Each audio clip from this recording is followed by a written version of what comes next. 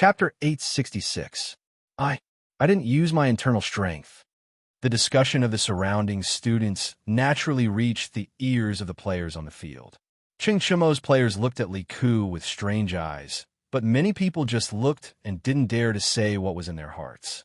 After all, Li Ku was the son of the emperor. This identity was enough to make many people afraid.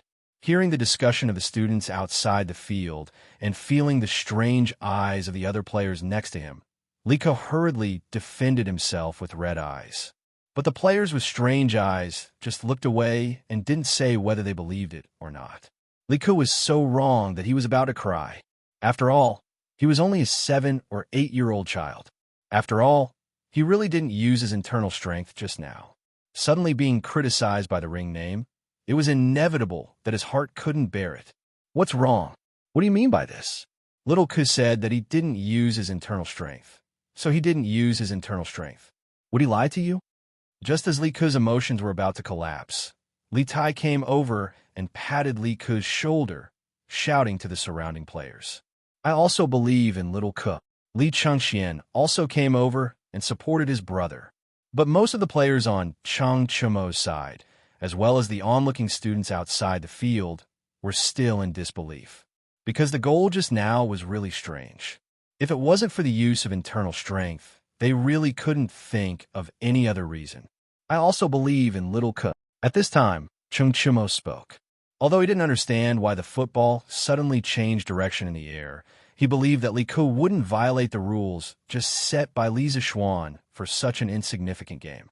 Even he, the captain, had expressed his opinion. The other players naturally couldn't say anything, but they still had doubts in their hearts. Beat! While many people were hesitant about this goal, Li Zishuan jogged over, blew the bamboo whistle, and made a gesture that said, "The goal is valid." The field suddenly boiled over again. What does Yamacho mean by this gesture? Stupid. Yamacho is saying that Han Wang's goal is valid and doesn't count as a foul. Then, doesn't that mean that Han Wang didn't use martial arts just now? Aren't you spouting nonsense? If the king of Han used martial arts, how could Yamacho still make such a judgment? That's true. But if the king of Han didn't use martial arts, how can you explain the ball just now? F***CK. If you ask me, who should I ask? Li Zishuan's judgment completely shattered the guesses of some of the conspiracy theorist audience members. For Li Ku, it was a timely reign. Thank you, Yamacho, for your trust. Li Ku walked up to Li Zishuan and solemnly cupped his hands in thanks. If he hadn't experienced that moment just now, he would never know how important it was to have the trust of others. Li Zishuan smiled and said gently, Little Ku, you didn't use any internal energy just now, so the punishment is reasonable. You don't have to thank me. Li Ku's goal just now was not a problem. Besides, even if Li Ku secretly used his internal energy, it was impossible to hide it from the eyes of a martial arts grandmaster. The goal just now was just a curveball. For Li Zishuan, who often watched football games in his previous life, this kind of curveball was not a rare phenomenon. But for Li Ku to be able to kick this kind of ball for the first time, he was still a little surprised. Li Ku thought for a moment and asked hesitantly, But, Yamacho, that ball just now? Li Zishuan couldn't help but laugh and said, What? You don't know what happened to that ball just now? Seeing Li Ku's expression, Li Zishuan finally understood. This kid didn't know how to kick a curveball. Just now, it was just a blind cat running into a dead mouse. It was just a coincidence. Well, yes, Yamacho. Regarding that ball, just now, I also have a lot of doubts in my heart. Realizing that Li Zishuan did not suspect whether he used his internal energy from the beginning to the end, Li Ku's mood gradually relaxed.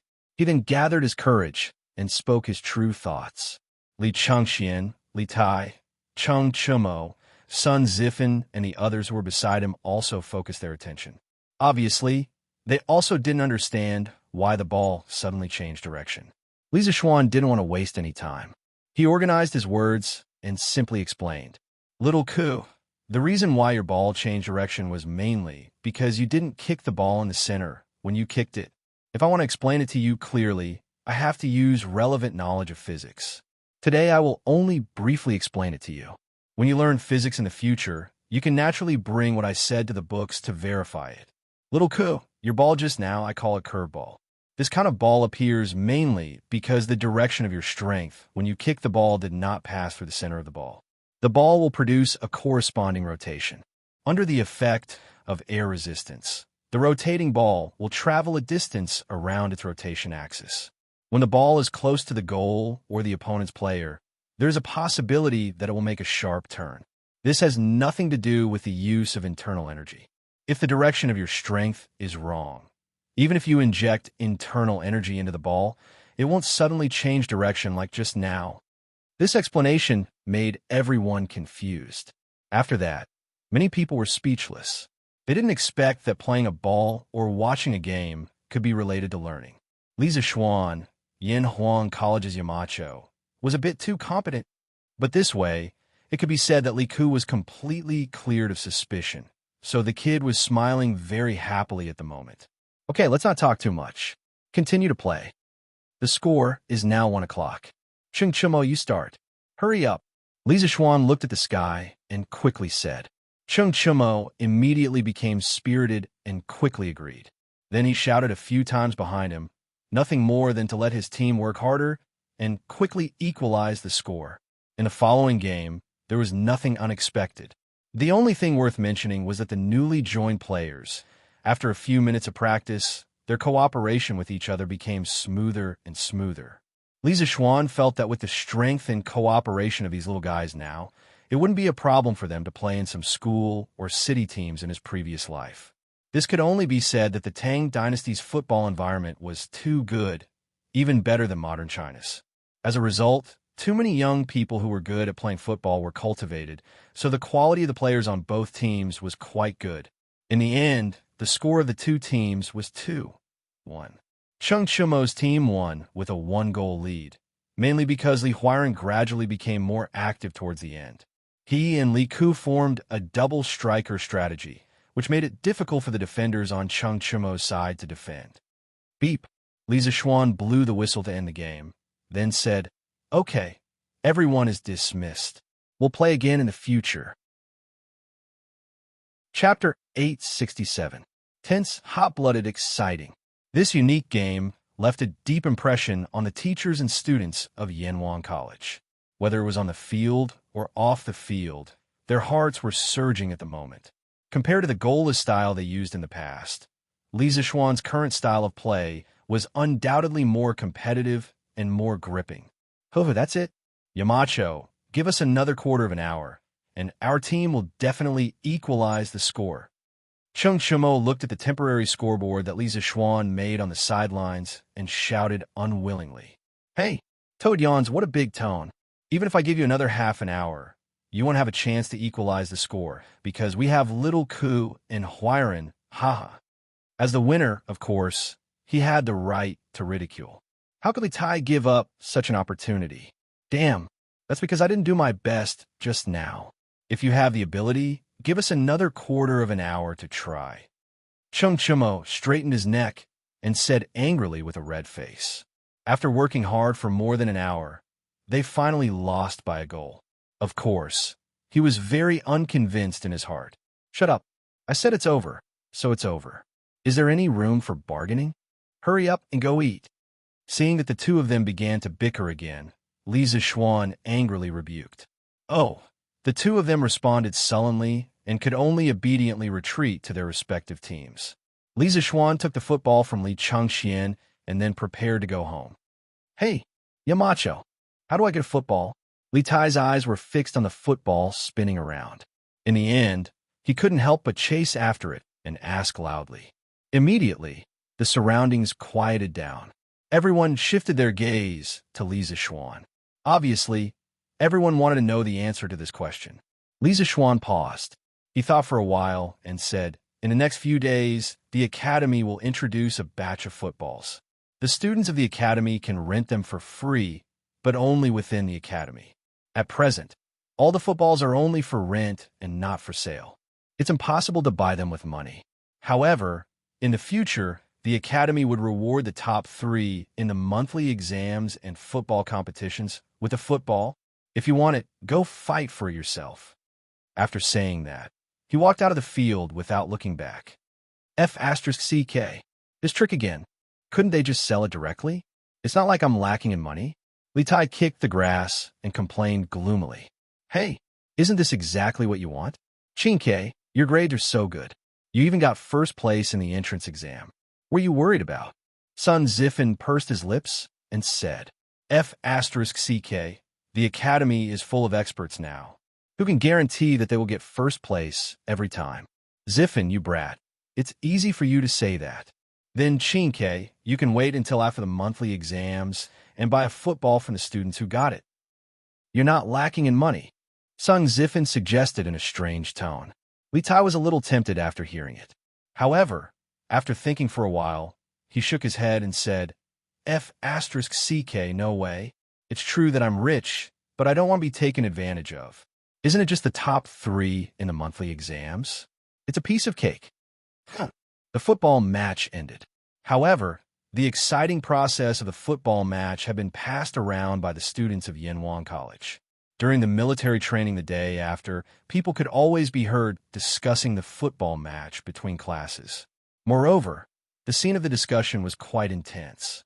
In this era where there was a lack of entertainment, the appearance of football, which combined sports and entertainment, captured the hearts of many students and even teachers. Of course, the words that Li Zixuan had said before he left yesterday had stirred the minds of many students.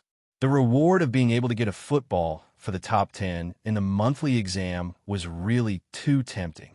Even those students who didn't like sports could sell the football to others if they got into the top 10.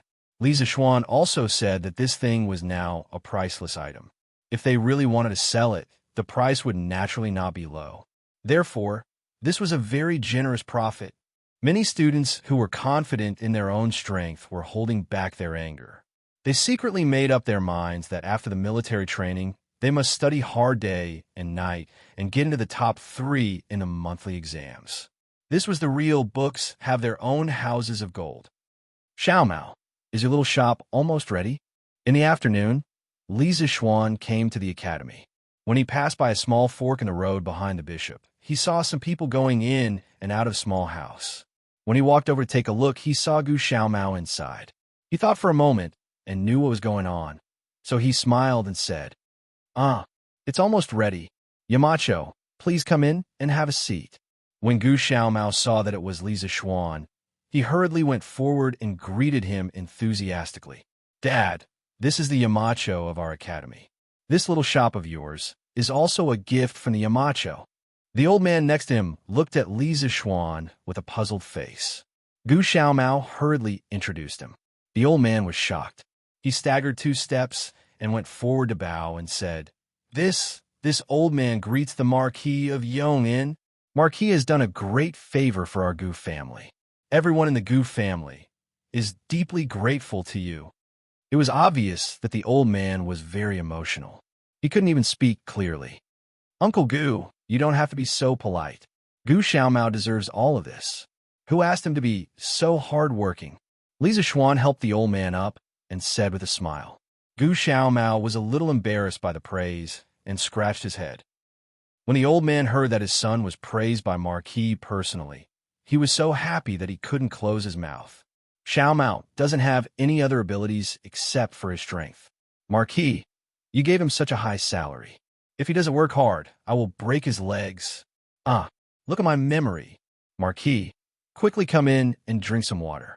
How can you keep standing outside? Girl, quickly pour a cup of herbal tea for Marquis. A girl's voice immediately sounded in the house. Yes, Dad. Li Zixuan smiled and didn't refuse.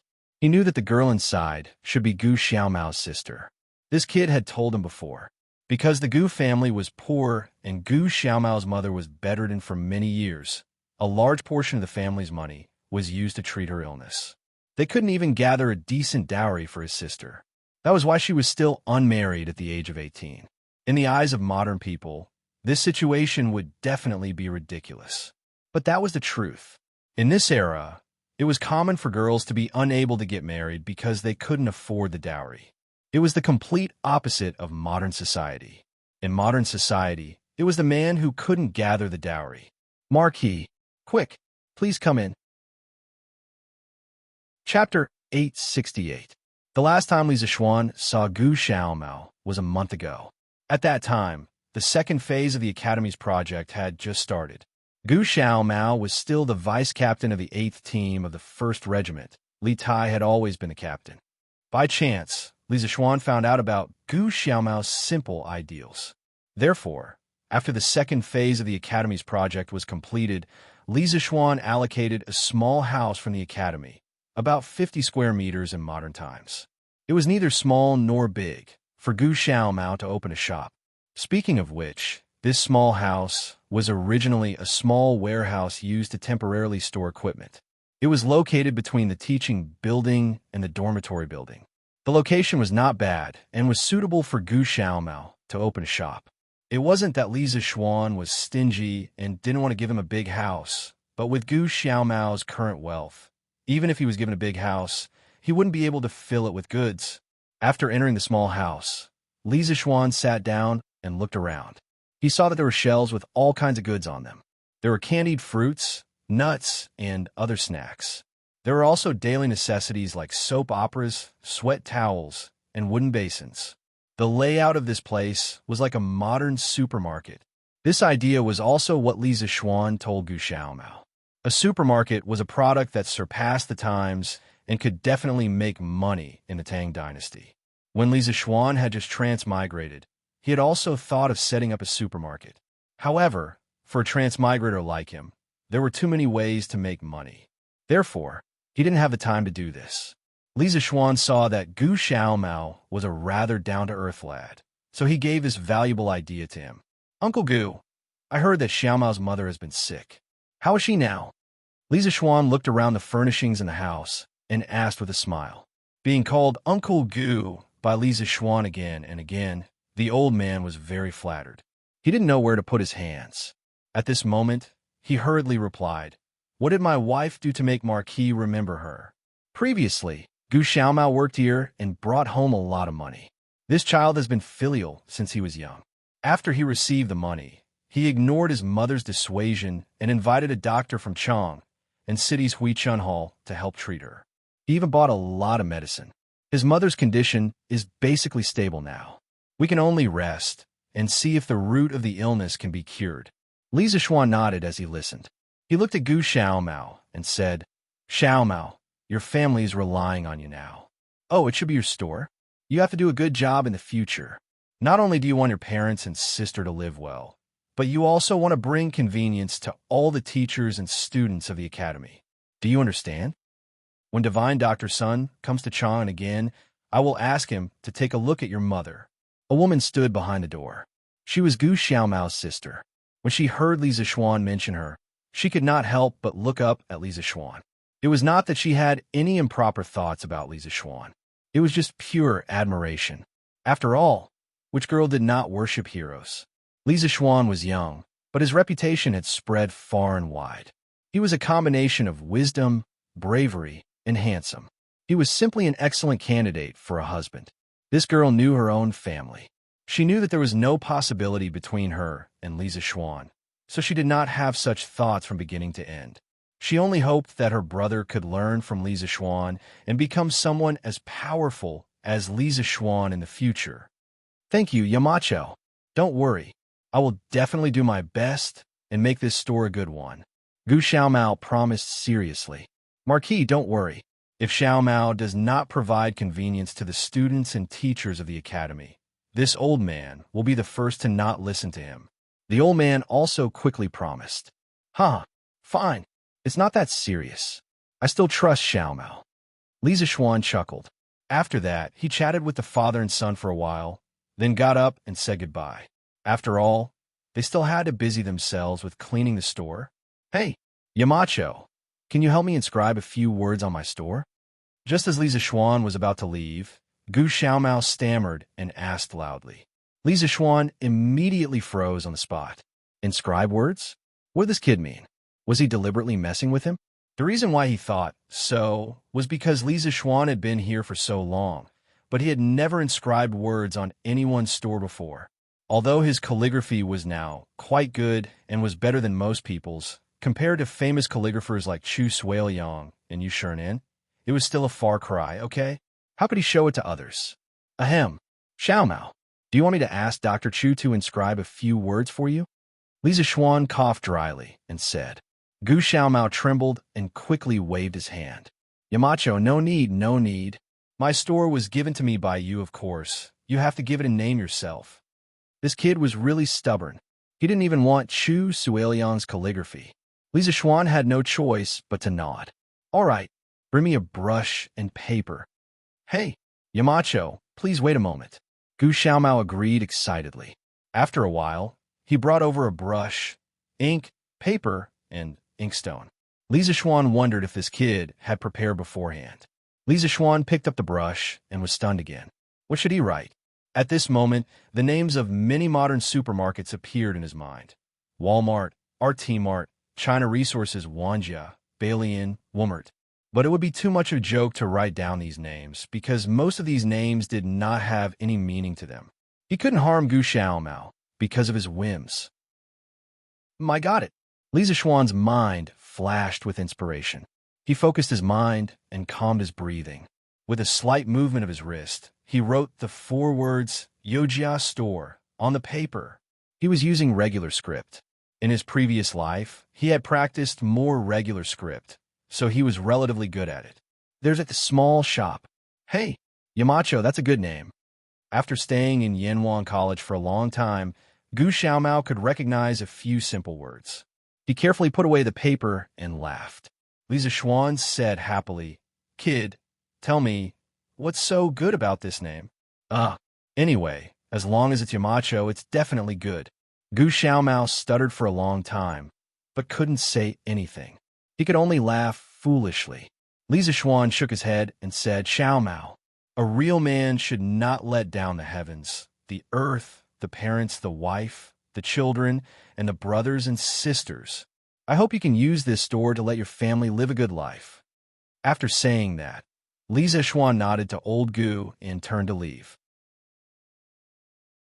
Chapter 869. It was a cloudy Monday, October 22nd of the first year of Jingguan. It was a refreshing autumn day. Suddenly, people realized that the sky was bluer and the air was colder. If one slept at night without a quilt, they would feel cold. It was already late autumn. Many trees on the cloud mountain had begun to shed their leaves. Some mountain paths were covered with a thick layer of leaves, giving the pedestrians a sense of desolation. Beep. 12121. Today was the day of the military training at Yanwan College. Early in the morning, the students were gathered on the field by the instructors of each class after breakfast. For a moment, all kinds of slogans were heard. Feiji, are there any students absent today? Li Zixuan turned his head and asked in a low voice. Marquis, no students are absent today. Pang Feiji cupped his hands and answered. Okay, when the teachers of the college arrive, the military training exercise will officially begin. Inform Mo Zhong, Mo Yun, and ask the guards of the college to stay alert. No outsiders are allowed to come in and make trouble today. Li Zixuan nodded and ordered. Pang Feiji smiled and said, Hey, Marquis, you worry too much. Third brother is now a guard of the college. Who dares to make trouble here? Third brother? Li Zixuan was stunned. It took him a while to remember who the third brother was. He couldn't help but find it funny and said, It seems that you are close to Mr. Zhang. You even called him third brother. In terms of experience in the martial arts world, you should call Mr. Zhang third master. You are so rude. Pang Feiji chuckled and didn't know how to respond to Li Zixuan's words. Uncle Cheng? At this moment, Li Zixuan exclaimed. He quickly stepped forward and saw a man coming from the opposite side. Who else could it be but Cheng Yaojin? Uncle Cheng, shouldn't you be in the morning court now? How come you have time to come here? Li Zixuan stepped forward and asked in confusion. Today is not the imperial court's day off. Why did this old demon wander here? Cough, cough. Cheng Yaojin sniffled and covered his mouth with his hand as he coughed twice. This old man caught a cold yesterday and has already requested for a day's leave from His Majesty. I also heard that your place is very lively today, so I came over to take a look. What? Don't you welcome me? Demonish Cheng would catch a cold? Li Zixuan's eyes widened. Of course, he was very suspicious, but he couldn't ask, right? He could only say, "Uncle Chung, what are you talking about? Of course I welcome you with open arms." "Little rascal," Chung Yao Jin scolded with a smile, and then said seriously, "Chumo is here? Thanks to you, Xiao Xian. This little rascal used to be idle all day long and did not do anything serious. Only the academy can help him improve." Li Zixuan knew that Chung Yao Jin was talking about Chung Chumo's breakthrough a few days ago with the help of Tai Chi. He smiled and said, "Uncle Chung, you're too polite. The Chung and Li families are already inseparable. Why do you need to thank me?" Chung Yaojin laughed and said, "Ha ha, what a good inseparable. Then I won't thank you for giving me the recipe for the century egg. Otherwise, I'll think that I'm pretentious. You're right, our families are already inseparable. Chumo has made a good brother." In the end, Chung Yaojin couldn't help but feel emotional. When he first heard of Li Zixuan, it was because of the chicken that Chung Chumo brought back for him. After that, he saw that Li Zixuan was quite good at martial arts, so he thought that there would be no harm for his son to make friends with this young talent. But who knew that this young man's rise was so fast that it was beyond everyone's imagination? At this moment, he really felt that his son was a fool for a fool. "Uncle Chung, please come up. The military training exercise is about to start. Speaking of which, you've taught these students before, so you can take a look at the results of their training." Li Zixuan invited him, although he knew that Chung Yaojin was here today for this. "Haha, no rush, no rush. You'll take a while. I'll say a few words to second brother Qin before I come back. You go ahead." Chung Yaojin waved his hand and went to find Qin Xiao. At 8:15 a.m., all the students of the 16 classes had gathered. Li Zixuan, Chung Yaojin, Li Gang, Yin Silu, Mo Huai, and the other core teachers of Yanhuan College went up to the rostrum. Chung Yaojin was here to watch the show, while Li Gang and the others were here to be judges. Previously, it was said that the last class in the military training exercise would clean the academy for a month. The last class was judged by the judges. As the chief instructor, Qin Xiong was, of course, commanding from below. Reporting to Yamacho, all 641 students of Yanhuan College have gathered. Shall we start the military training exercise? Pang Feiji was wearing a camouflage uniform. His back was very straight, and he looked very energetic. He raised his head and looked at Li Zixuan on the rostrum and shouted loudly. The first batch of students of Yanhuan College originally had 640 people. However, after Li Chengxian came to the academy to supervise the military training with the students, the number of people participating in the military training exercise increased to 641. The autumn wind whistled. Looking at the 600 students lined up neatly below him, Li Zixuan's heart was filled with a sense of heroism. He suddenly felt the majesty and desolation of an autumn soldier on the battlefield. "Let's start the military training exercise." Li Zixuan said each word clearly and powerfully. "Yes," Pang Feiji answered loudly. "Students of the first class, all of you, stand at attention. Look to the right. Look forward. Listen to my command, turn right, and walk in unison." The general flow of the military training exercise this time was for each class to walk out of the field, stand at attention on the track, and perform actions such as standing at attention. Then, they would walk in unison, run in unison, and change formations. Finally, all the classes would perform a round of Taiji fist on the field. The judges would give the 16 classes marks based on their performance. Under Pang Feiji's lead, the first class of students walked to the rostrum in unison. Throughout the process, none of them fell out of rhythm. The width of their arm movements were all exactly the same.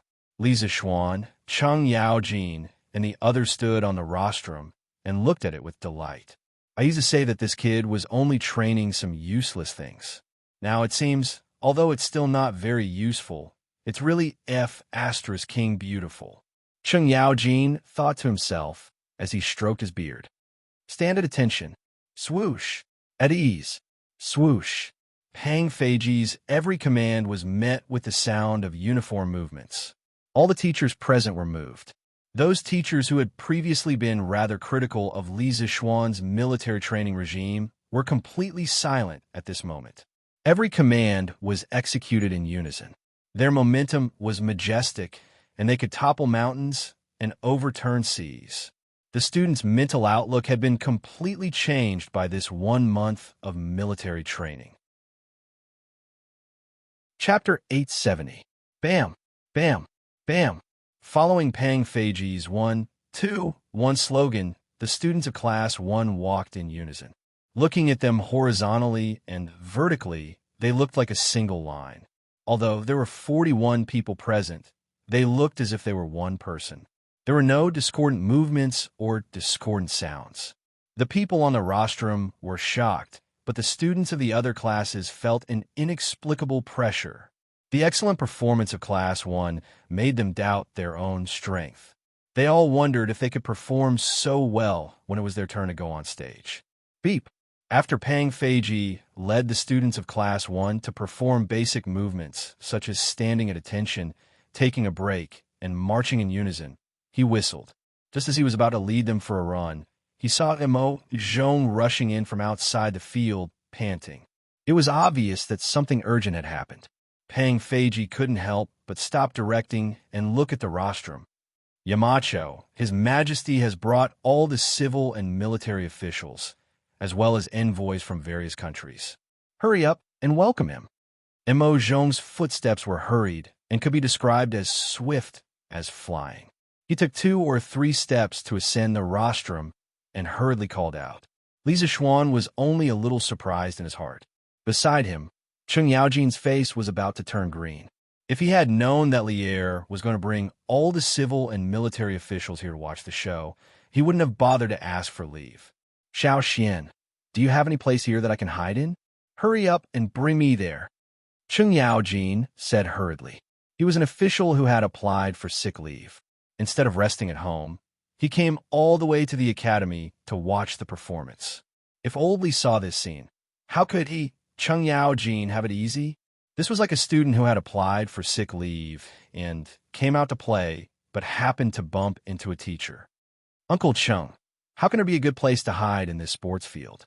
If you really want to hide, you can only go to the teaching building. But don't bump into His Majesty.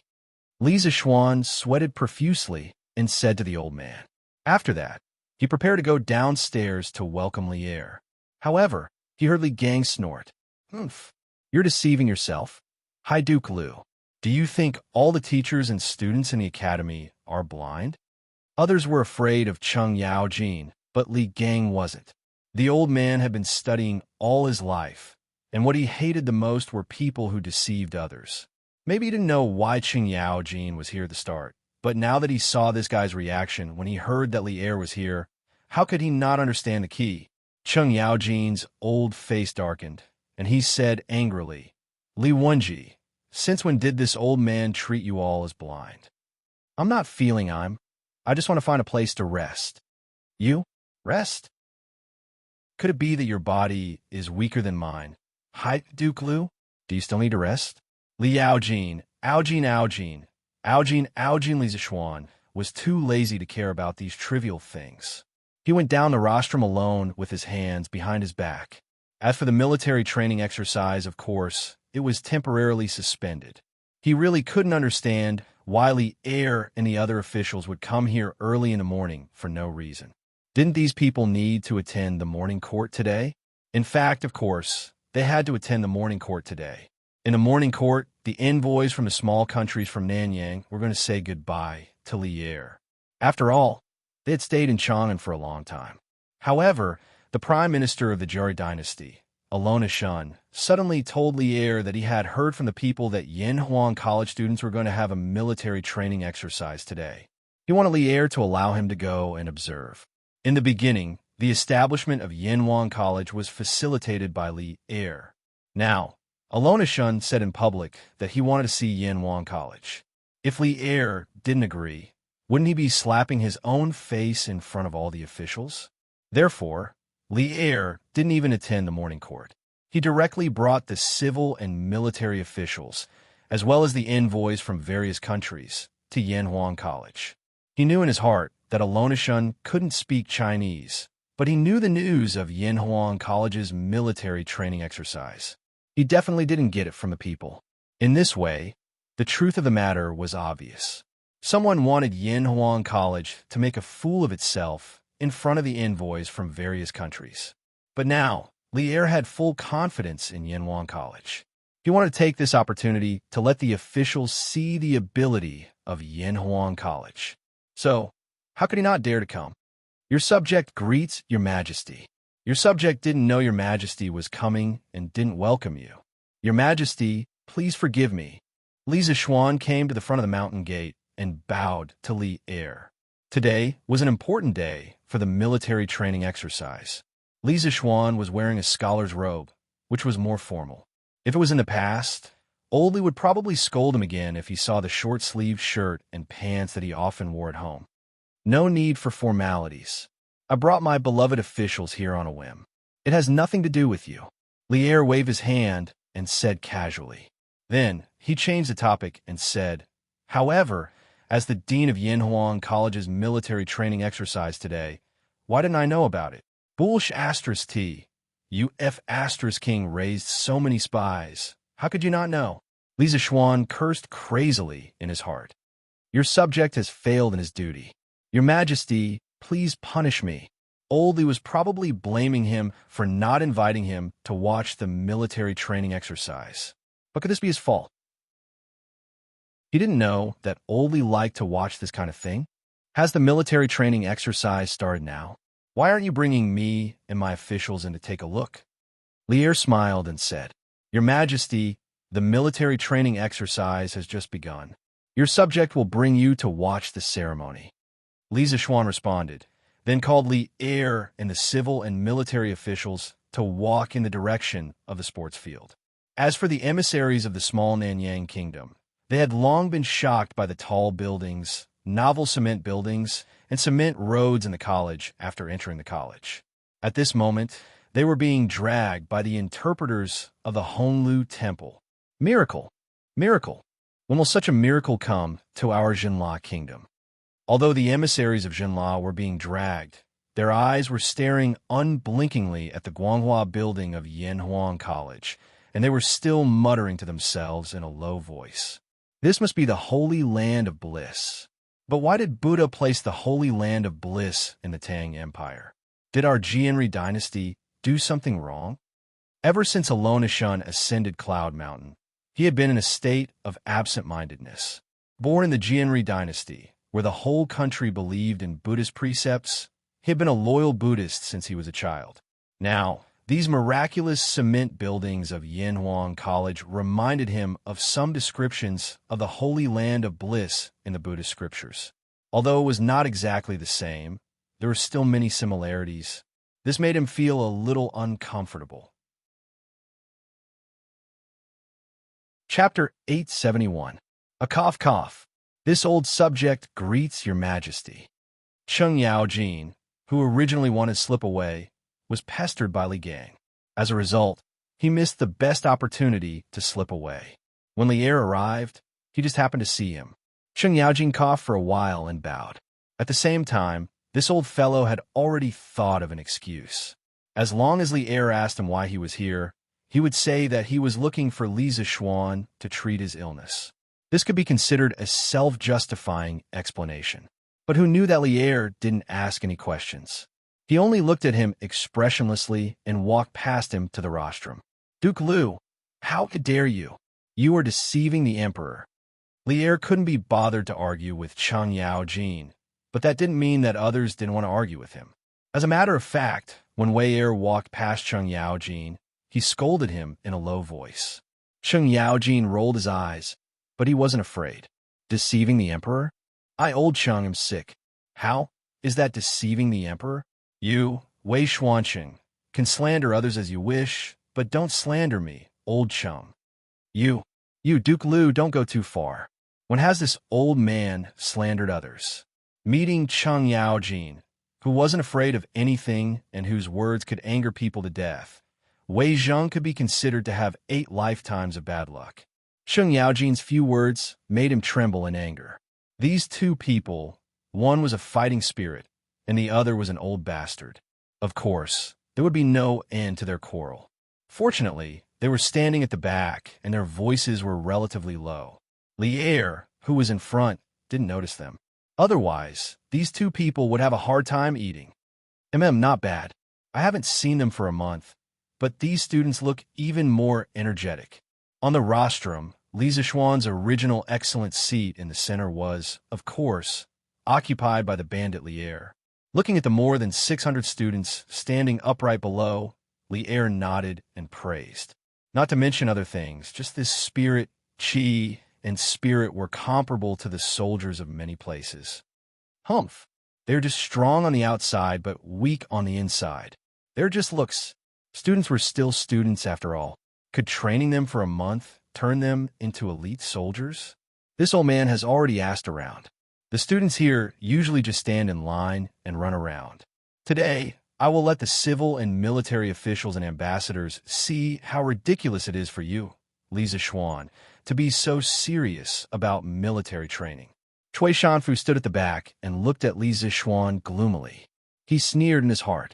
What he didn't know was that with Li Zixuan's current cultivation, his perception of his surroundings had long surpassed that of an ordinary person.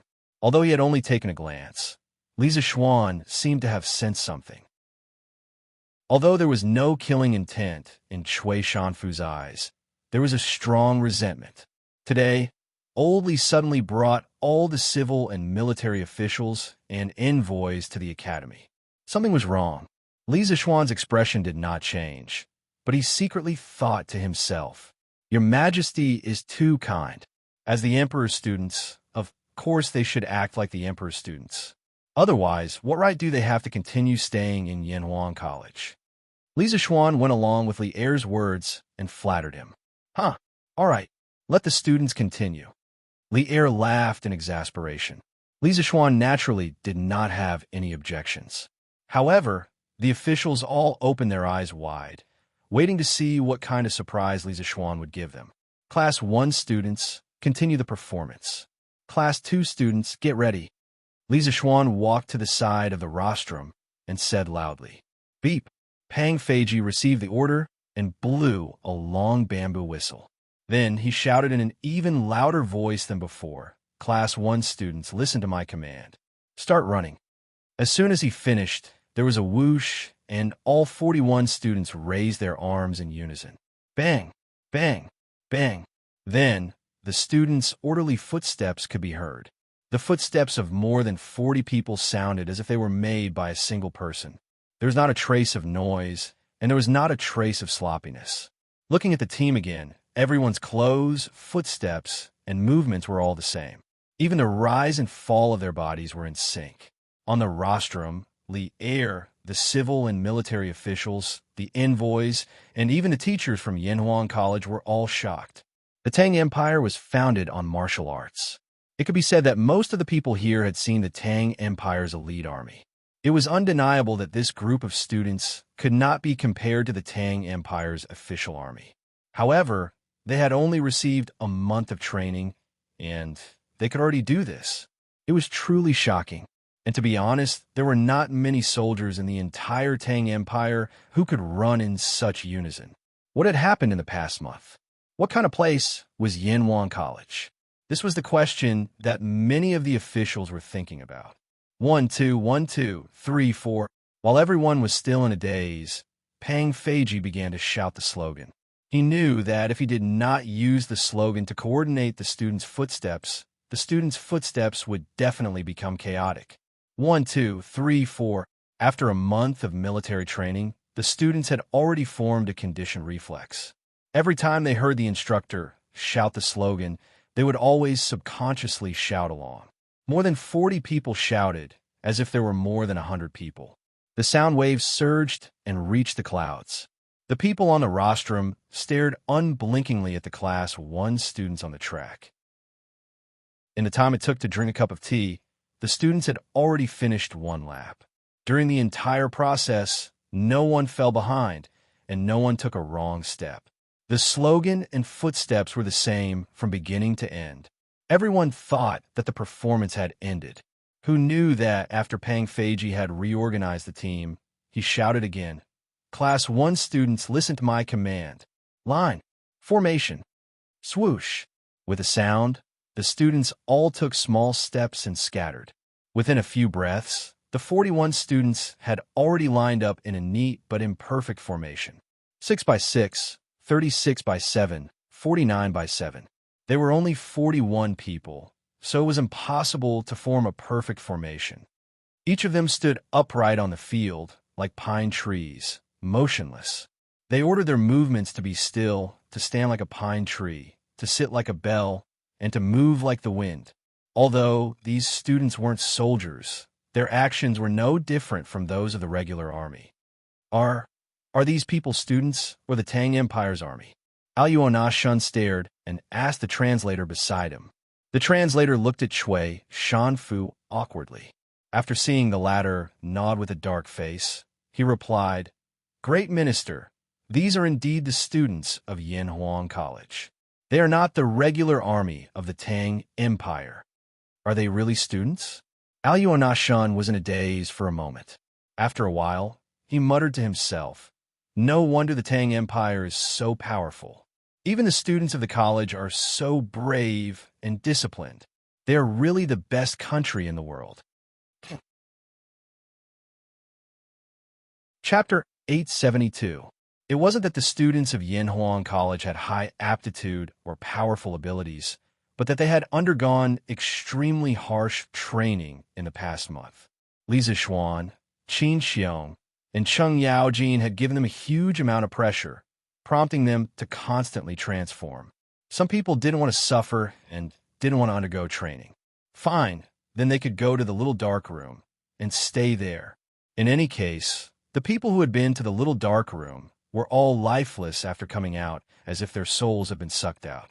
After they recovered, even if they were beaten to death, they wouldn't be willing to enter the little dark room again. Every time they passed by the little dark room, they had to take a detour, afraid that they wouldn't be able to avoid it. Moreover, whenever someone mentioned the little dark room, their expressions would change. As long as they didn't enter the little dark room, even if it was tiring military training, they would still be happy. The students who had suffered before had a deep understanding of this. Everyone was forced to do so. Everyone had huge hidden potential. They were born in sorrow and died in peace and happiness. If they were forced into a corner, they could go to Yangshan. Heroes were created by the times.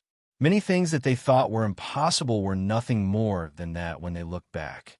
Under appropriate pressure, people would discover that there was a small universe hidden in their bodies. It was just that they hadn't developed it before. It was precisely because of this pressure that the students were able to complete their transformation within a month. Now, they were lying down like a bough, standing like a pine tree, unmoving like a bell, and walking like a gust of wind. Although they looked bright on the surface, countless sweat, blood, and tears had condensed behind them. No one could succeed so easily. The envoys of the Nanyang countries were dumbfounded. The courtiers of the Great Tang, especially the generals, were not calm either. When it came to military training, they were the ones who had the most right to speak. It was simply a miracle that Li Zixuan was able to train a group of powerless students in such a well-disciplined team in just a short month. They came late and didn't see the simple actions of standing at attention, taking a break, walking in unison, running, and other actions that the students had done earlier. However, even if they saw it, they wouldn't care much. However, the last item, the change in military formation, had a different meaning. Many generals realized that the speed at which the students changed their formation was about the same as the soldiers in the military camp. How could this be? One had to know that they were real soldiers. And these people in front of them were just a bunch of kids. Many of them were the second generation of rich playboys in Chang'an City. Since when could the soldiers in the barracks not even compare to those rich second generations? Yuqi Jingda, Niu Jinda, Li Jing, Duan Jishuan, Chu Tudong, Ho Junji, and the other military bigwigs began to think about how they should properly train their soldiers. Otherwise, if Li Er went to the barracks to inspect the soldiers and found that their training wasn't much better than Yanhuang colleges, wouldn't they be finished? Beep. Pang Feiji led the students of Class 1 into the Swan Formation and Long Snake Formation. Then, he blew the whistle and instructed the students to return to their teams. The students of Class 2 were led by their instructors to the track and continue with their performance. Just like this, class after class took place. Li Zixuan had originally thought that Li Er would return to the palace after watching the performances of 2 or 3 classes. After all, the emperor had so many things to do every day. How could he possibly stay here for an entire morning? But unexpectedly, Oli did not leave until the last class went on stage to perform. He was still sitting there with a relaxed look on his face as he watched the performance of the students with great interest. If he didn't leave, how could the other officials dare to leave? They could only obediently accompany him on the side. The foreign envoys were already numb from the shock. They seemed to have seen just how powerful the great Tang's army was from the military training of Yanhuang College. Just think about it. If even the students were so well-trained and disciplined, how could the great Tang's army be weak?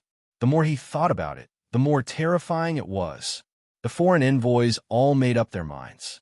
When they returned to their countries, they would definitely tell their respective monarchs everything that they had seen and heard today. The great Tang was too powerful. Just a group of scholars was more well-trained than the regular army of their countries. They couldn't afford to offend such a country. This military training performance was undoubtedly a success. The big shots on the rostrum were also very satisfied. But of course, there was also someone who wasn't satisfied. It was Cui Shanfu, who had always found Li Zixuan an eyesore. At this moment, this old man's face was as black as ink. He glared at Li Zixuan hatefully and thought unwillingly, how was this possible? Li Zixuan has never been in a military camp before.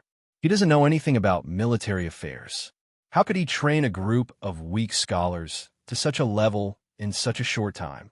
This doesn't make sense. Beep. Next up is the last event of today's performance, Taiji Fist.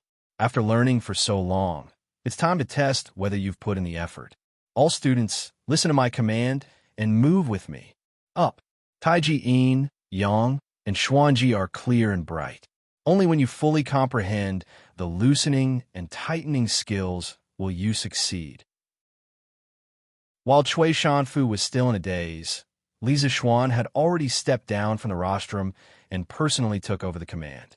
He also started to lead the students to practice Taiji Fist. Why didn't they practice on the rostrum?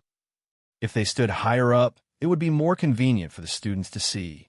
Cough, cough. Did you think he didn't want to? There were too many people up there. He couldn't let go of his hands and feet at all. In fact, the students of the academy had only been learning Taiji Fist for a week. In terms of proficiency, it was definitely far from enough. In order to prevent people from dropping the ball midway and forgetting the movements, Li Zixuan decided to lead them to practice together at the last minute. This was not in his original plan. The main reason was that Li Er had brought all the civil and military officials and the envoys of the Nanyang countries today. The academy definitely couldn't lose face at this time.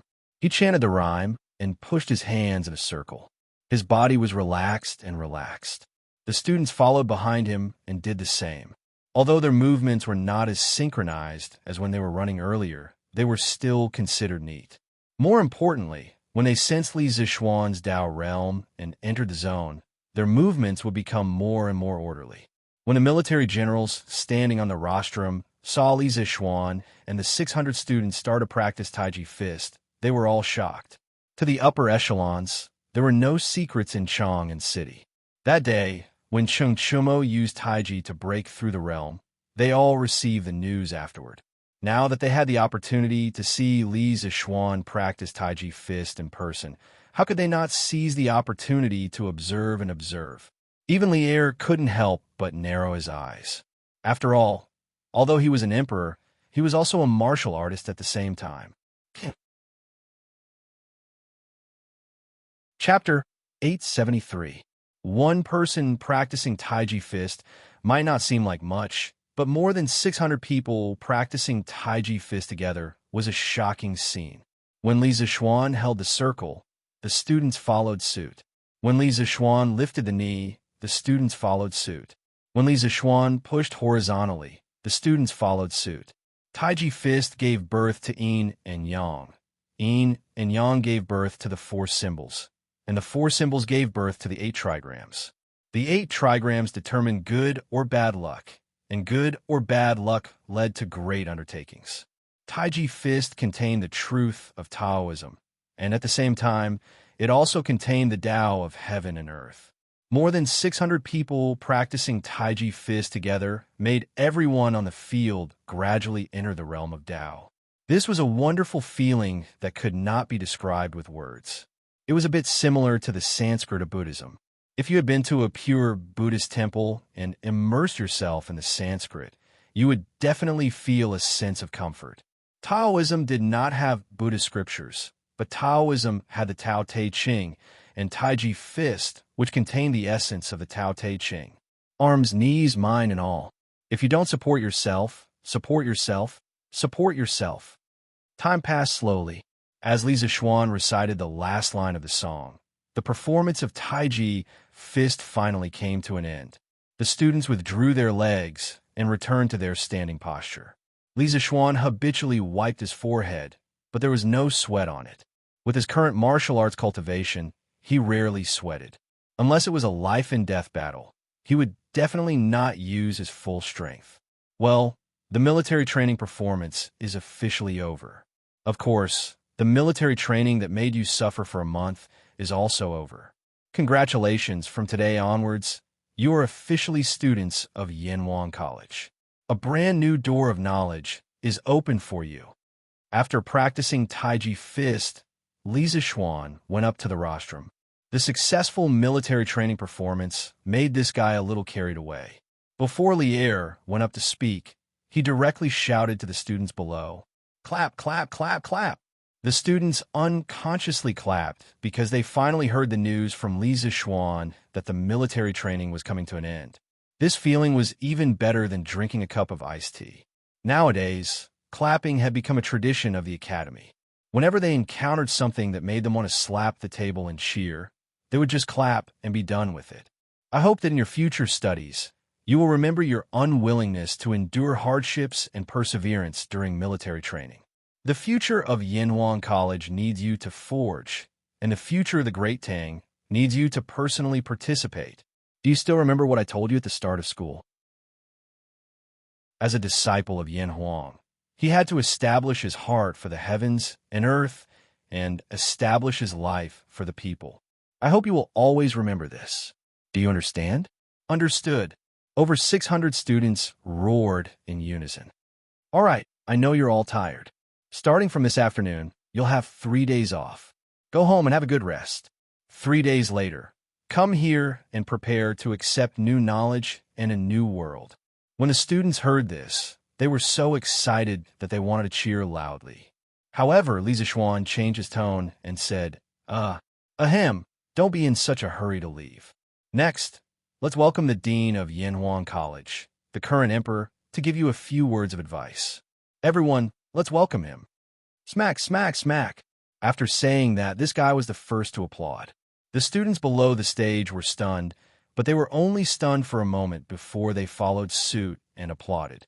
It turned out that it was Li Zixuan who was talking enthusiastically just now. As he was talking, he wanted to dismiss the students directly. Suddenly, he felt an inexplicable, murderous aura. Glancing sideways, he realized that it was Lier who was staring at him with ill intentions. After being in the Great Tang for so long, Li Zixuan still had a bit of EQ. This guy instantly understood that he had spoken before the old leader. If this was in his previous life, it would be a big taboo. One day, the leader would make things difficult for you. Fortunately, his relationship with Old Li had always been good. Moreover, Old Li wasn't a petty person, so he didn't have to worry too much. Seeing that Li Zixuan was tactful, Lier finally retracted his slightly threatening gaze. Then, he slowly stood up and walked to the front of the rostrum. Looking at the 600 students below the stage, he said in a deep voice, "In the past, Yu Yamacho said that the youth's wisdom is the wisdom of the country, the youth's wealth is the wealth of the country, and the youth's strength is the strength of the country."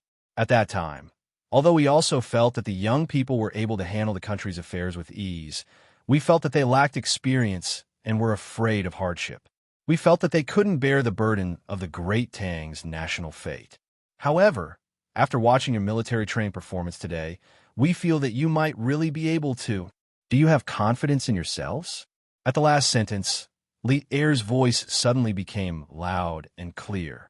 Yes, the imperial power of the emperor was the most sacred thing in the world. People had an unforgettable reverence and worship for the emperor. Many of these students had never seen Li Er's appearance in their lives. Now, not only did they see him, but Li Er was also speaking to them. Not only did he speak, but his words also revealed that he valued them immensely. A soldier could die for his bosom friend. This was a true example of a ruler treating one as a nation soldier. So one could only repay the ruler as a nation soldier. The moment Li Er finished speaking, the 600-some students immediately roared in unison. Their roars shook the heavens, as if they wanted to break through the clouds. At this moment, the atmosphere of the military training performance finally reached its highest climax. We also know that all of you are thinking about the holidays and must be anxious to return home. We won't say much. We only hope that all of you can become pillars that can bear the burden of the great Tang's national fate. All right, all of you are dismissed. Li Er wasn't like those leaders that Li Zishuan had seen, who liked to speak at length at every conference. He only said a few words before very cooperatively announcing the dismissal of the performance. Seeing how open-minded Li Er was, the students inwardly sighed in admiration. The current emperor was truly a wise divine lord that was hard to come by in several hundred years. This made them even more determined to become pillars of the country. My beloved subjects, what do you think? As the students scattered, Li Er turned to the officials and asked with a smile, "What do you think?" The officials looked at each other, not understanding the meaning of Li Er's question. Seeing that no one answered, Li Er looked at the Nanyang envoy group again. To be precise, he looked at the great minister of the Jinri Dynasty, Alam Nazhan, and asked, "What do you think of the great Tang's academy?" Until now, the shock on Alam Nashuan's face had not completely dissipated. He collected his thoughts and took a step forward to answer. The great Tang Academy is full of talents. The students of the academy are disciplined and full of vitality. I, Alam Nazhan, am extremely impressed. The servant of Jinla country, Yitu, is also deeply impressed. Baiwei of Piao country is impressed. Even if Piao country built an academy with the strength of the entire country, I'm afraid it would still be difficult to compare. For a moment, the praises and sighs were endless. Old Li was overjoyed in his heart. Chapter 874. Prepare the carriage. Return to the palace. Li Er was extremely satisfied with the reactions of the envoys. Weren't there people who questioned Yin Huang College's ability to run a school and questioned Yin Huang College's military training system? Today's joint performance gave those who questioned it a resounding slap in the face. It made him extremely happy. Your subjects respectfully send off your majesty. Li Zishuan, Li Gang, and the others bowed and saluted. They were all secretly relieved to varying degrees. They had finally sent this lord away. Li Er waved his hand and led the civil and military officials down from the rostrum and then left the academy. Chui Shanfu hung at the back of the line, his old face very ugly. This time, he urged the envoys of the Nanyang countries to visit Yanwang College. Not only did he not discredit Li Zishuan, but he also helped Li Zishuan become more popular. It was like trying to steal a chicken only to end up losing the rice used to lure it. 10 days from now, I will inspect the 16 guards. I hope that the soldiers in the barracks will not slack off. Those who slack off in training will be dealt with according to military law. On the way back, Li Er casually instructed the generals on his left and right.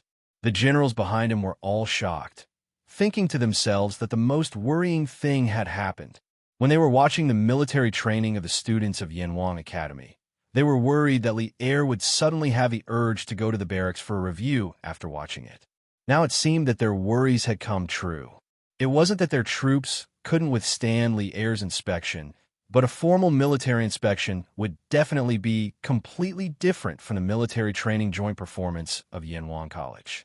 Generally speaking, the military's daily drill was definitely not as good as Li Zishuan's military training joint performance.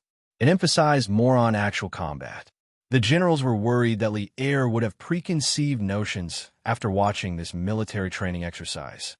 When he went to the barracks to watch the soldiers practice, he would have a psychological gap. Then, wouldn't they inexplicably become the scapegoat? Your subjects obey your orders. The generals felt bitter in their hearts and cupped their hands in acknowledgement.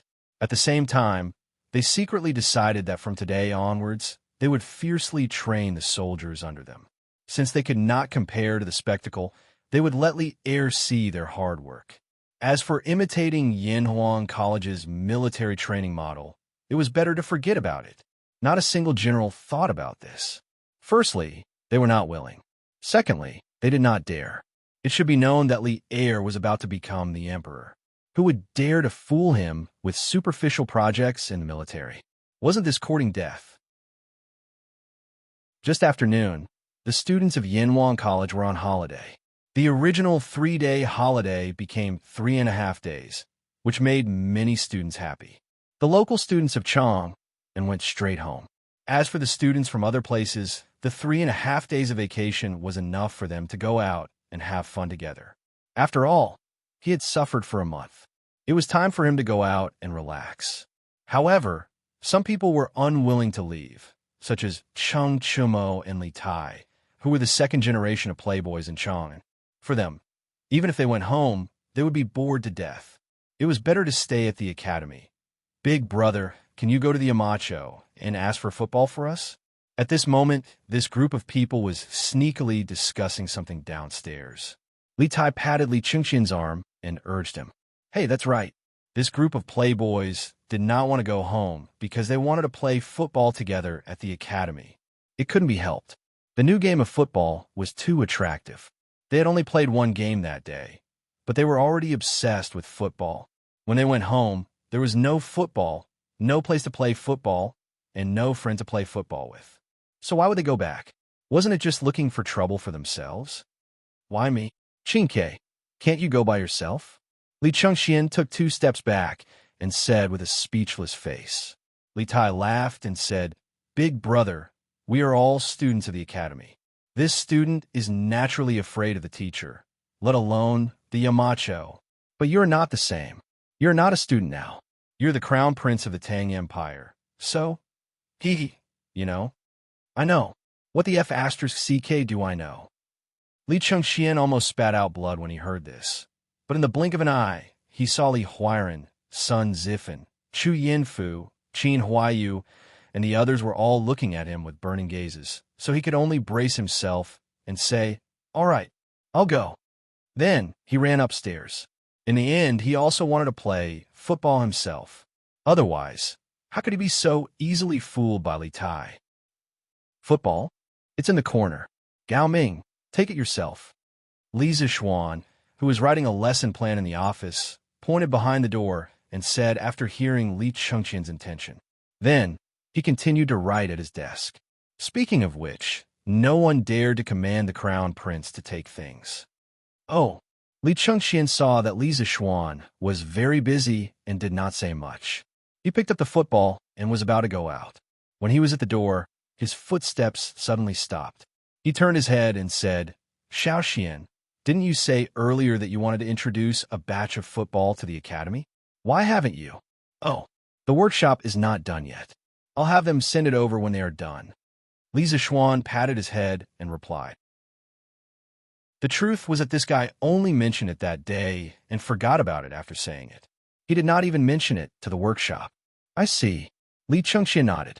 He hesitated for a moment and said, Xiaoxian, Changel has loved to play football since she was young, but the rubber balls in Shi City are not as light as your football.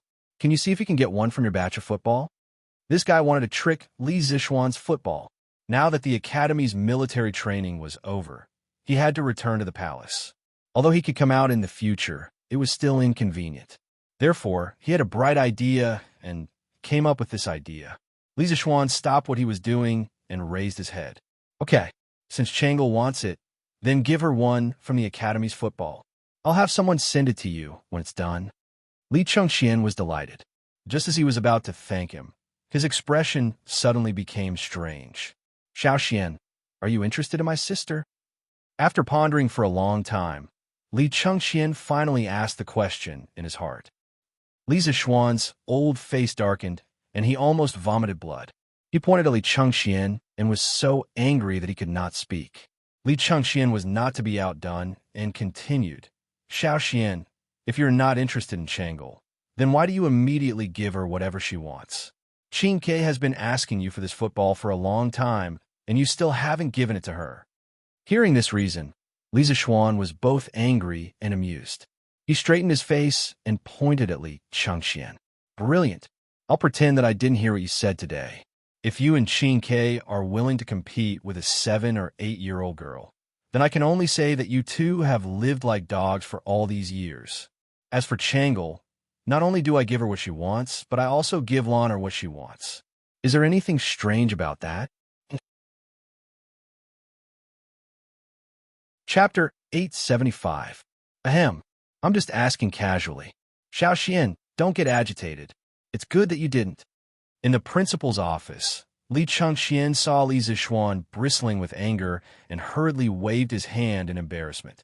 In fact, the reason why he asked this question was mainly because the sudden marriage proposal from the Grand Minister of the Jianri Dynasty, Aluo Nazhan, gave him a wake-up call. At that time, he realized that someone had set their eyes on Changle. Since then, his nerves had become sensitive. Now that he saw Li Zixuan like this, how could Li Chengxian not know that he was overthinking? Thus, he hurriedly apologized. In fact, he didn't have any prejudice against Li Zixuan. It was just that he thought that Changle was still young. Moreover, Li Zixuan already had a family. As the apple of his father's eye, how could Changle marry Li Zixuan? And most importantly, his sister and Li Zixuan both had the surname Li. They wouldn't marry if they had the same surname. Not marrying if they had the same surname was a traditional marriage taboo in China. It meant that men and women with the same surname were not allowed to marry. The ethics and laws of the pre-Qin and the two Han dynasties were against marrying if they had the same surname. Not marrying if they had the same surname started in the early days of the Western Zhou dynasty in China. It was a rule left behind by the Zhou people when they practiced marriage outside the clan. In the spring and autumn period, people had a better understanding that marrying if they had the same surname would cause deformity and infertility in the offspring. However, marrying if they had the same surname still happened occasionally among the aristocrats. After the Warring States period, surnames were used. After the Han Dynasty, surnames were not distinguished. Thus, marrying if they had the same surname was not prohibited. In the Tang Dynasty, marrying if they had the same surname followed the ancient system. The Tang law stipulated that if they married if they had the same surname, they would be apprentices for 2 years. If they had the same surname and were of the same clan, they would be punished for adultery. The Ming and Qing law stipulated that if they married if they had the same surname, they would be beaten 60 times and divorced. However, surnames in ancient times were different from those in later times. In ancient times, people with the same surname must be of the same clan. In later times, people with the same surname might not necessarily be related by blood. Therefore, this rule was deleted in the Qing criminal law at the end of the Qing dynasty. In the Zhou system, marrying if they had the same surname, it might not be the same in the Han dynasty. There are also cases of marrying if people with the same surname. For example, the Tang Jian recorded that Empress Lu married Lu Yun. Therefore, after confirming that Li Zixuan really didn't have any thoughts about Changle and only treated her as his younger sister, Li Chengxian heaved a sigh of relief.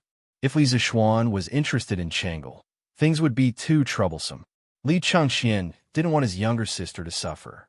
You've already taken the football. If there's nothing else, hurry up and leave. Li Zixuan said in an indifferent tone. He was a little angry, but he did not know why he was angry. Was it anger for being misunderstood? Or was it because the truth had been exposed? As the crown prince of a country, he was actually expelled as an unwelcome guest. However, Li Chengxian was not angry. There was only awkwardness and relief on his face. He laughed dryly and left with a football in his arms. Yamacho, Zhenla, Piao, and Fu Nin envoys request an audience. About an hour after Li Chengxian left, the office door was opened again. Mo Zhong walked in and bowed. They came to see me? Did he say what happened? Li Zishuan put down the pencil in his hand and asked doubtfully. Mo Zhong shook his head and said, Yamacho, they didn't say. Do you want to see them or not? Li Zishuan frowned and thought for a moment. He nodded and said, Let them in. Yes. After a while, 3 middle-aged brown-skinned men in silk came in with 3 servants. Speaking of which, after these envoys arrived in Chang, and they were naturally like Granny Lu entering the Grand View Garden. They felt that everything they saw was good, so they began to crazily buy mode.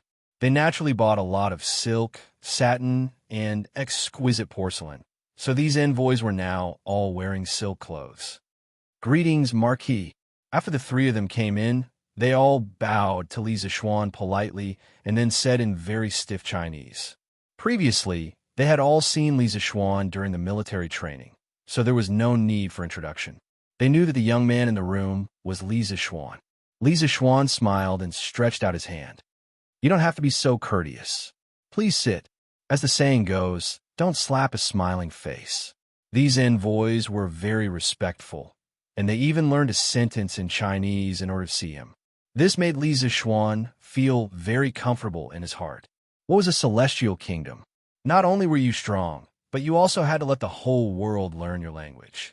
That was a celestial kingdom. Li Zishuan felt that in the future, his descendants should be able to escape the fate of learning English. He believed that with the combined efforts of himself and Yanhuang College's teachers and students, they could make Chinese the world's language. Of course, the envoys couldn't understand Li Zishuan's words. The 3 interpreters immediately helped to translate. The 3 envoys thanked them and carefully sat on the sofa next to them. They were all shocked when they sat down. What kind of chair was this? Why was it so soft? The envoys had thought that they were very knowledgeable after walking around Chang and city in the past few days. However, after coming to Yanhuang College, which was full of high-rise buildings and glass walls, they found that their little knowledge was not enough. Everything here was so novel and luxurious, just like the heavenly palace of the divine kingdom. With these surprises, they were even more in awe of Li Zishuan, the founder of Yanhuang College. This young man was really mysterious and powerful. No wonder he was valued by the Tang Emperor and was conferred the title of Marquis at such a young age. Thank you, Marquis. We came here this time to bring some specialties for Marquis. I hope you will kindly accept them, Marquis. Pu Yatu, the envoy of Zhenla, handed over a brocade box and said with a smile, Marquis, this is a little gift from our monarch. Please accept it. The other 2 envoys followed suit. They each took out a very beautiful box and handed it over. Even without a translator, Li Zishuan understood what they meant. He leaned back in his chair and narrowed his eyes. He did not take the gift box. If you have something to say, please say it directly. I don't like to beat around the bush. One who was unaccountably solicitous was hiding evil intentions. After taking someone else's money, he had to do things for them. Although Li Zishuan never thought of himself as an honest and upright official, he didn't want to accept people's gifts for no reason. Besides, he didn't lack money. Ahem. Marquis is indeed a selfless, honest, and upright person. We admire you. Seeing that Li Zishuan did not accept the gift, their hearts sank. Pu Yata coughed twice and said embarrassedly.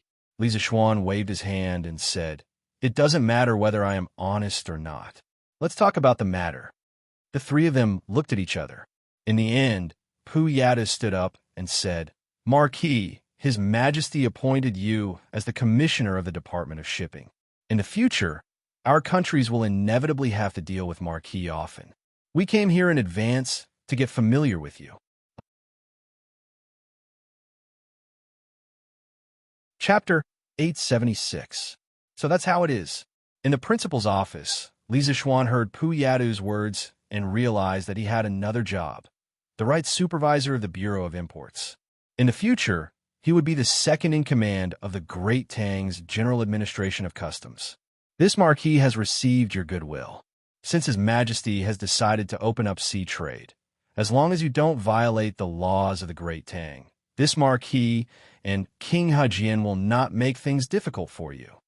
Li Zishuan indifferently said, Yes, yes, yes. Marquis, be at ease.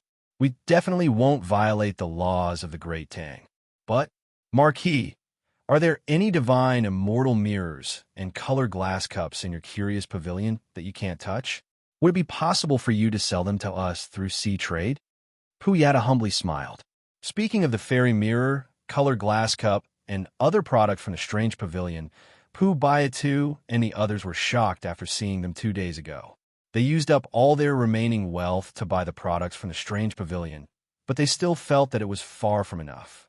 Once they brought the fairy mirror and colored glass cup back to their country, they could make 10 or dozens of times the profit by selling them. But then again, no matter how much wealth they had, they couldn't buy so many divine, immortal mirrors, colored glass cups, and don't touch me in such a short amount of time. Most of these items were rare and sometimes difficult to buy even if one had the money. Thus, after some discussion, they decided to personally visit Li Zishuan. First, they wanted to pay respects to Li Zishuan, and second, they wanted to discuss business with him. Divine immortal mirrors and colored glass cups can't be touched. So it turns out that emissaries are interested in these items. But I'm afraid that I will have to disappoint you. These items are still in short supply within the Great Tang, and this marquis has yet to consider selling them to other countries. Li Zishuan finally understood why these 3 emissaries had come to find him today, but he truly had no plans to expand the Curious Pavilion's overseas business. Marquis, don't be in such a hurry to refuse. The products of the Curious Pavilion are of excellent quality, and our king will probably be very fond of them. When the time comes, the price won't be a problem. If you sell them to us, you'll definitely make more money than in the Great Tang. Please reconsider. A trace of anxiety flashed across Pu Yatu's face as he said hurriedly. Li Zishuan thought for a moment, then shook his head and said, I'm currently busy with official business. I don't want to be distracted by business. Let's talk about this later. This was an order for him to leave. Pu Yatu had stayed in Chang and for a long time and had some understanding of the culture of the Tangs, but he was not willing to return empty-handed. After thinking for a while, he suddenly had an idea and raised his head. We know that Marquis is rich and doesn't care about money. However, there are some things that Marquis cares about. For example, food and rubber. This one has heard that Marquis has asked someone to transport a large amount of rubber from an island in the south for the Tang Imperial Court's trade. It just so happens that the Jinla Kingdom also has a large rubber forest. As long as Marquis agrees to provide the Jinla Kingdom with some celestial immortal mirrors, colored glass cups, and don't touch me, our monarch will definitely be willing to exchange food and rubber belts with you. Of course, if you're not satisfied, we can also add some jade and the best quality ivory. Li Zishuan raised his eyebrows and his eyes lit up. He stared at Pu Yatu and asked, Are you serious? Does the Jinla Kingdom really have rubber forests? It must be known that if one wanted to build a modern industrial system, they absolutely could not do without rubber. Although synthetic rubber could also be used in addition to natural rubber, the synthetic rubber process was too complicated and difficult to complete with the current industrial base. As for natural rubber, Li Zishuan had not found a wild rubber forest in the Tang Empire or a place suitable for rubber production. After the founding of China, in order to break the foreign blockade, large natural rubber plantations were built in Yunnan, Hainan, and other places. This showed that the climate there was suitable for the growth of rubber trees. Li Zishuan could follow suit and plant a batch of rubber seeds in the south of the Tang Empire to establish natural rubber plantations. But the problem was that he had no connections there. The heavens were high and the emperor was far away. Who would pay attention to a marquis account over there? Now that he heard that there were rubber trees in the Jinla Kingdom, this was really unexpected good news. This one would never dare to deceive Marquis.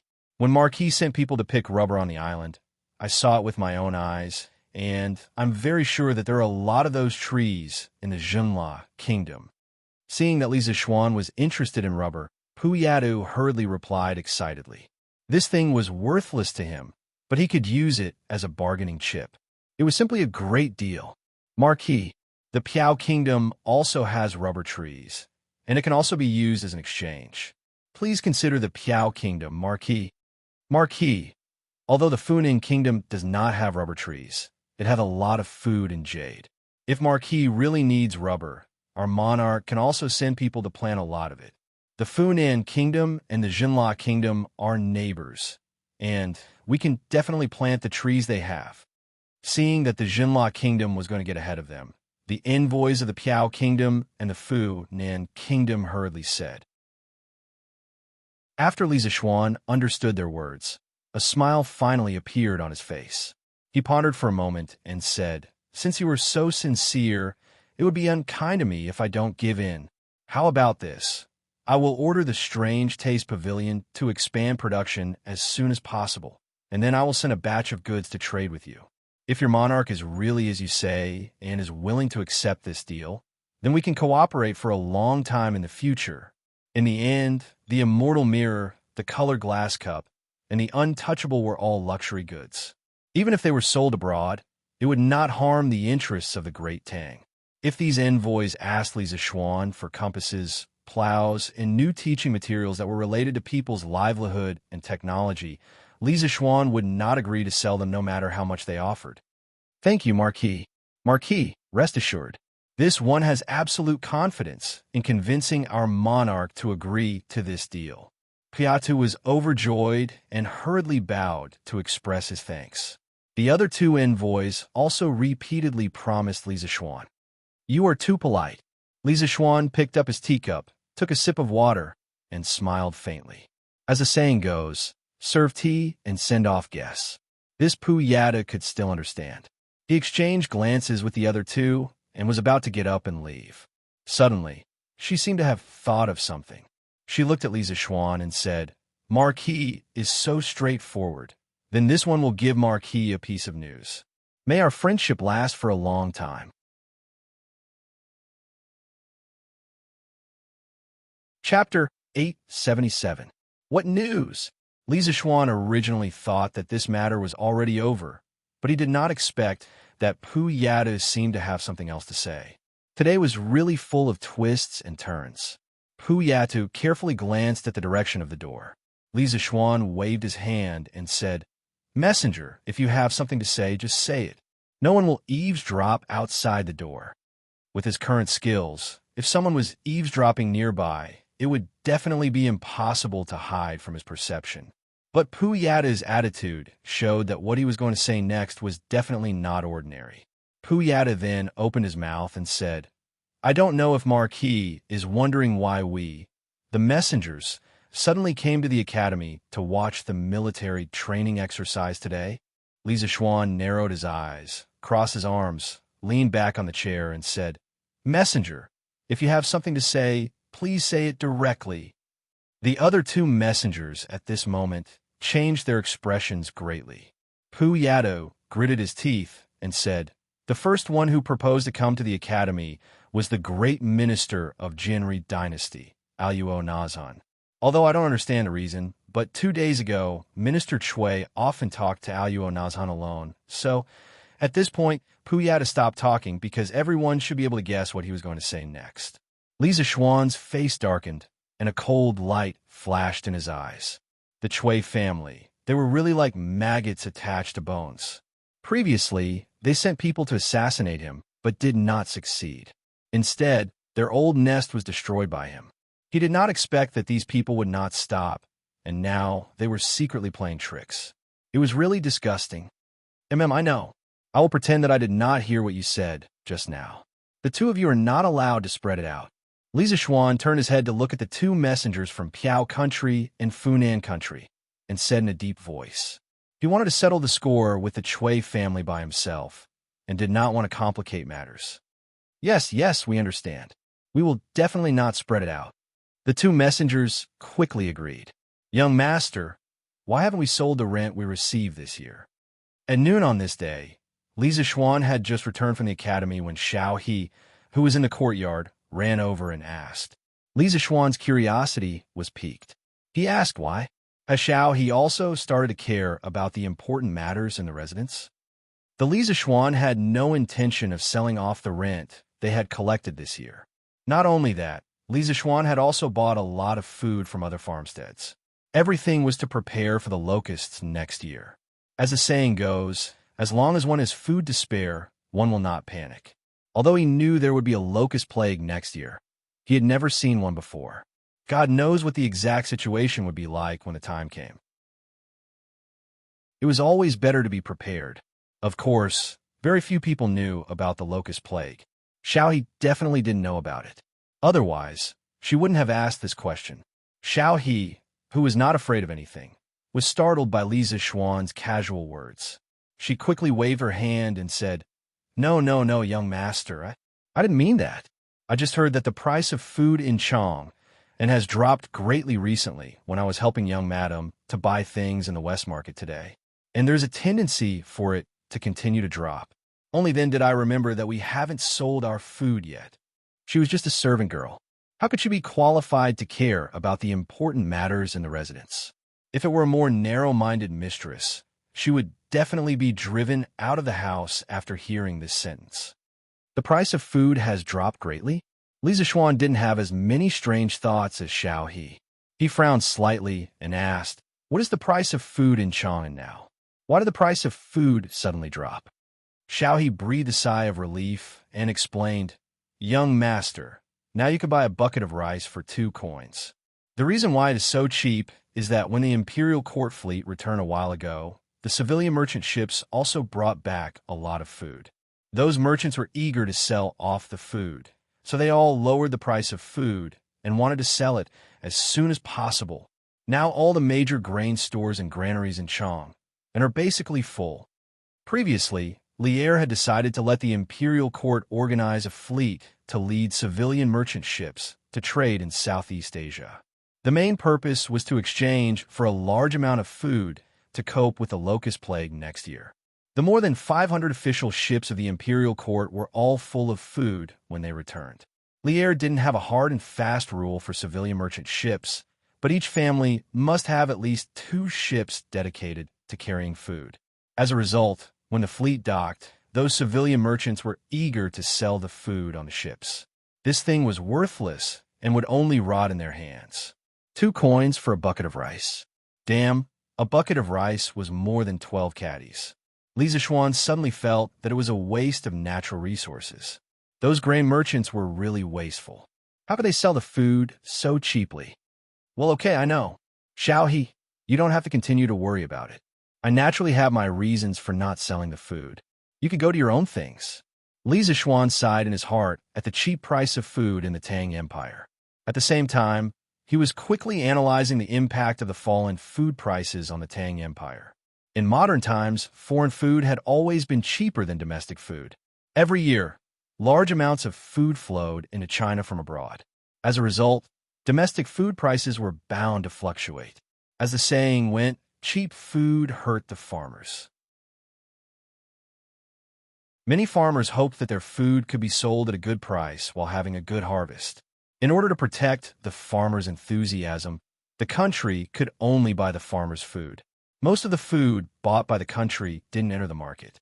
The farmers thought that their food met the requirements of the market after selling it, but in the end, it was the country that kept it. Although this method would leave behind many hidden dangers and couldn't solve the problem fundamentally, it was still a good way to stabilize the food prices. But in the era he lived in, was it really necessary to stabilize the food prices? At this time, the food in the Tang Empire was mainly in the hands of landlords. After the farmers paid the rent, most of the food left in their hands was only enough for their families to survive. Very few of them would sell their food. If he persuaded Li Er to stabilize the food prices, the landlords would be the ones who would benefit. Cough, cough. Although he was also a landlord now. In view of this, instead of stabilizing the food prices, he might as well use this opportunity to buy more food and save it for next year's locusts. After sending Xiao He away, Li Zixuan rode his horse back to Chang and to find butler Wang Zhong. Uncle Wang, Help me contact the other members of the Flaming Yellow Chamber of Commerce in these 2 days. Tell them that I want to buy a large amount of food and ask for their help. At the same time, I will also get people to build a large granary at the foot of the Cloud Mountain. Li Zixuan found Wang Zhong in the front yard of the Li residence and went straight to the point. Chapter 878. Young Master, why are we buying so much food? When Wang Zhong heard that Li Zixuan wanted to buy food, and it seemed that he wanted to buy a lot of it, he was immediately puzzled. Li Zixuan waved his hand and said, "Uncle Wang, you don't have to ask. You'll know the reason when the time comes." Wang Zhong was still worried and said, "Young Master, if we buy so much food, won't the government find out and cause the emperor to punish us?" It must be known that in ancient times, the government had always strictly prohibited ordinary people from hoarding food, which was a relatively important resource. Buying food without restraint like Li Zixuan did was still somewhat against the taboo. "Uncle Wang, you don't have to worry. His Majesty won't blame us." Li Er probably couldn't wait for him to purchase more food for the disaster relief next year. Perhaps old Li was doing the same thing as him now. Wang Zhong had nothing else to say. He nodded and went out to make the arrangements. Now that Li Zixuan had established the Flaming Yellow Chamber of Commerce, many things were much easier. This was the power of an alliance. Li Zixuan's guess was right. Li Er was also thinking about taking advantage of the fall in grain prices to buy a large amount of grain. "Minister Xiao, do you know about the recent drop in the price of food in Chang'an?" Li Er called Xiao Yu over and asked after the morning assembly in Ganlu Hall. Xiao Yu seemed to have realized something. He frowned and said, "Your Majesty, I've heard about it. From what I see, the fluctuation in the price of food in Chang and is mainly caused by the excess food brought back by the fleet going south. However, this is only a temporary effect. Once the excess food is digested by the merchants, the price of food in Chang and will definitely return to normal." Li Erei smiled inexplicably. He stood up, clasped his hands behind his back, and said to Xiao Yu, "Minister Xiao, you're right. But in order to stabilize the grain price as soon as possible, I'd like to transfer some money to purchase the extra grain in Chang'an. What do you think?" Xiao Yu's eyebrows twitched. As expected, Li Er was thinking about the national treasury again. As the butler of the Tang Empire, he was in charge of the entire country's money bag. Normally, he would spend 1 copper coin like 2 copper coins.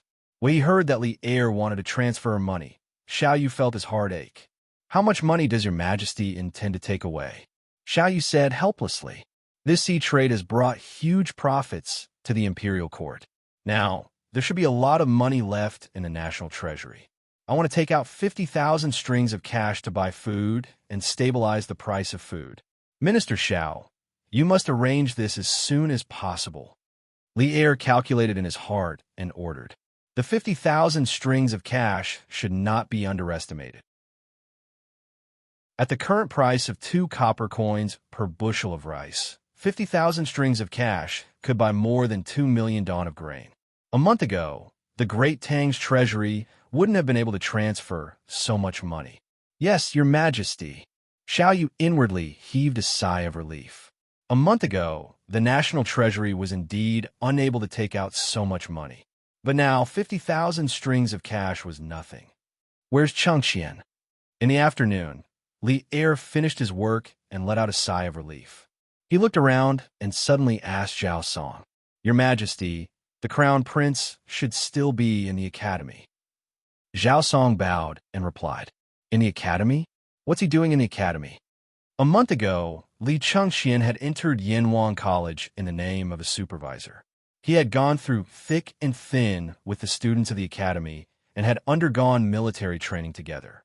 But now that a month had passed, Li Chengqian should have returned to the palace to continue being the crown prince and do what he should do as the crown prince. However, it had been a few days since the end of the military training in Yanhuang College, and Li Er had barely seen Li Chengqian. After serving Li Er for so many years, Zhao Song had a rough idea of what Li Er was thinking. He hesitated for a moment and replied, "The crown prince should be playing Kuju with His Highness King of Wei and His Highness King of Han at the academy." "Kuju?" Li Er was even more confused. In his eyes, Li Changxian had always been diligent and eager to learn. How could he forget about work because of a moment of fun? He stood up and said, "Come with me to take a look. These guys are not returning to the palace during the holidays.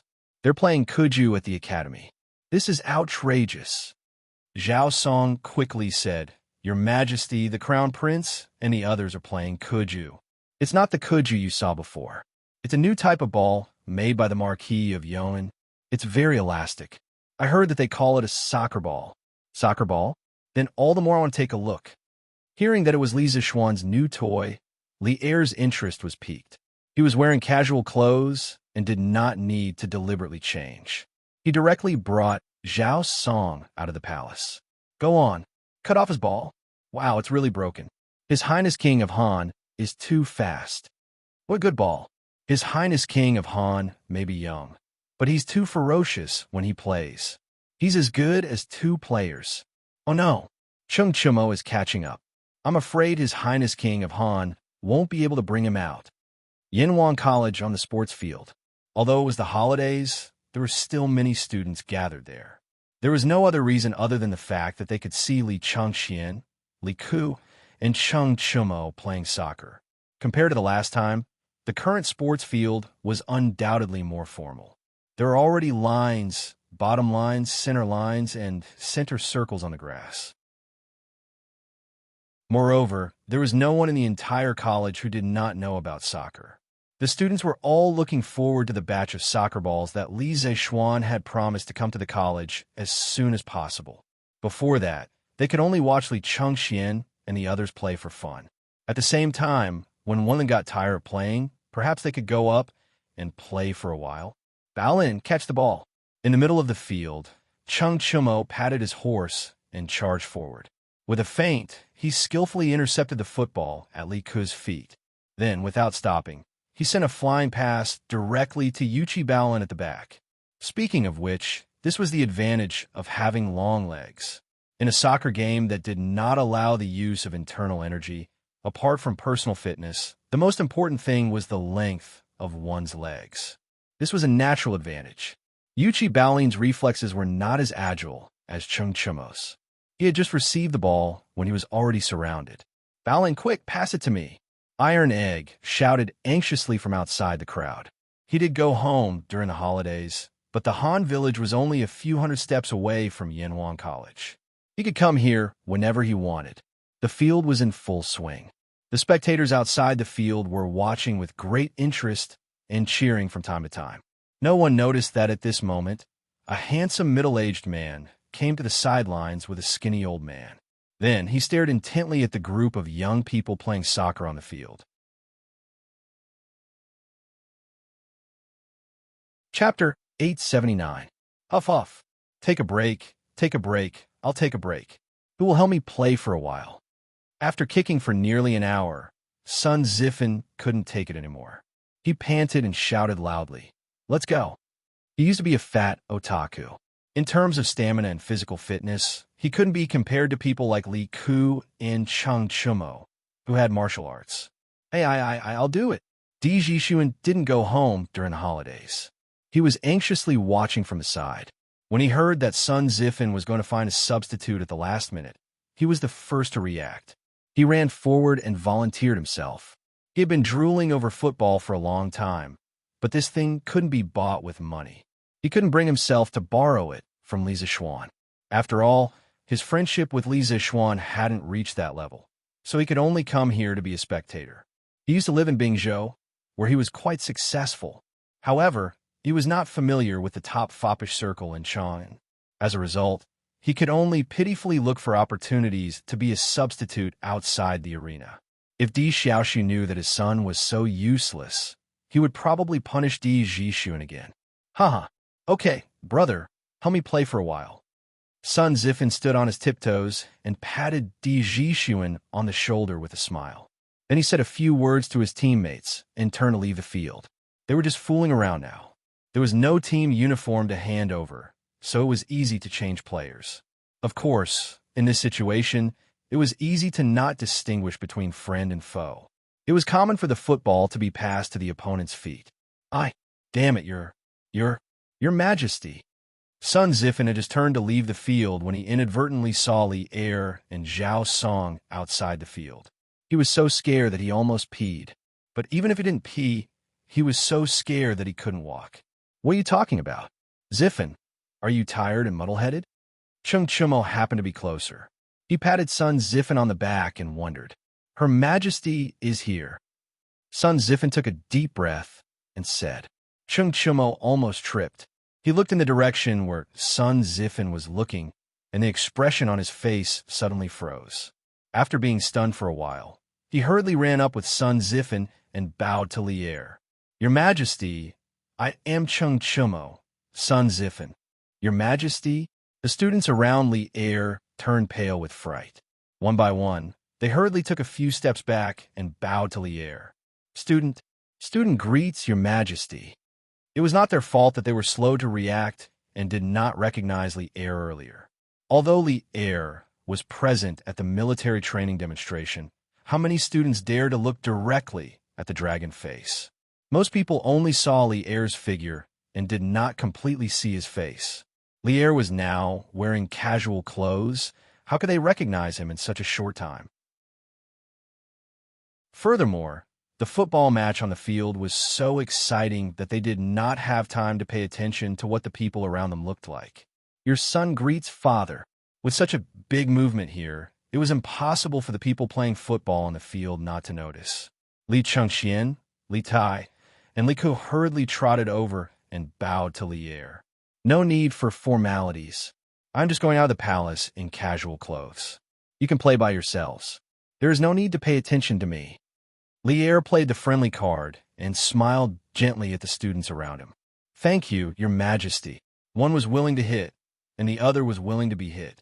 The students enjoyed Li Er talking to them like this, and the expressions on their faces suddenly relax a lot. Is this the football that made you addicted to it and unwilling to go back to the palace during the holidays? After greeting the students, Li Er walked to the lawn and came to the front of the football. He turned his head and said with a smile that was not a smile, your son was just having fun for a while and missed the proper business. Please punish me, father. Li Chengxian immediately reacted and hurriedly apologized. Without waiting for Li Tai and Li Ku to agree, Li Er waved his hand and said, All right, there will be no next time.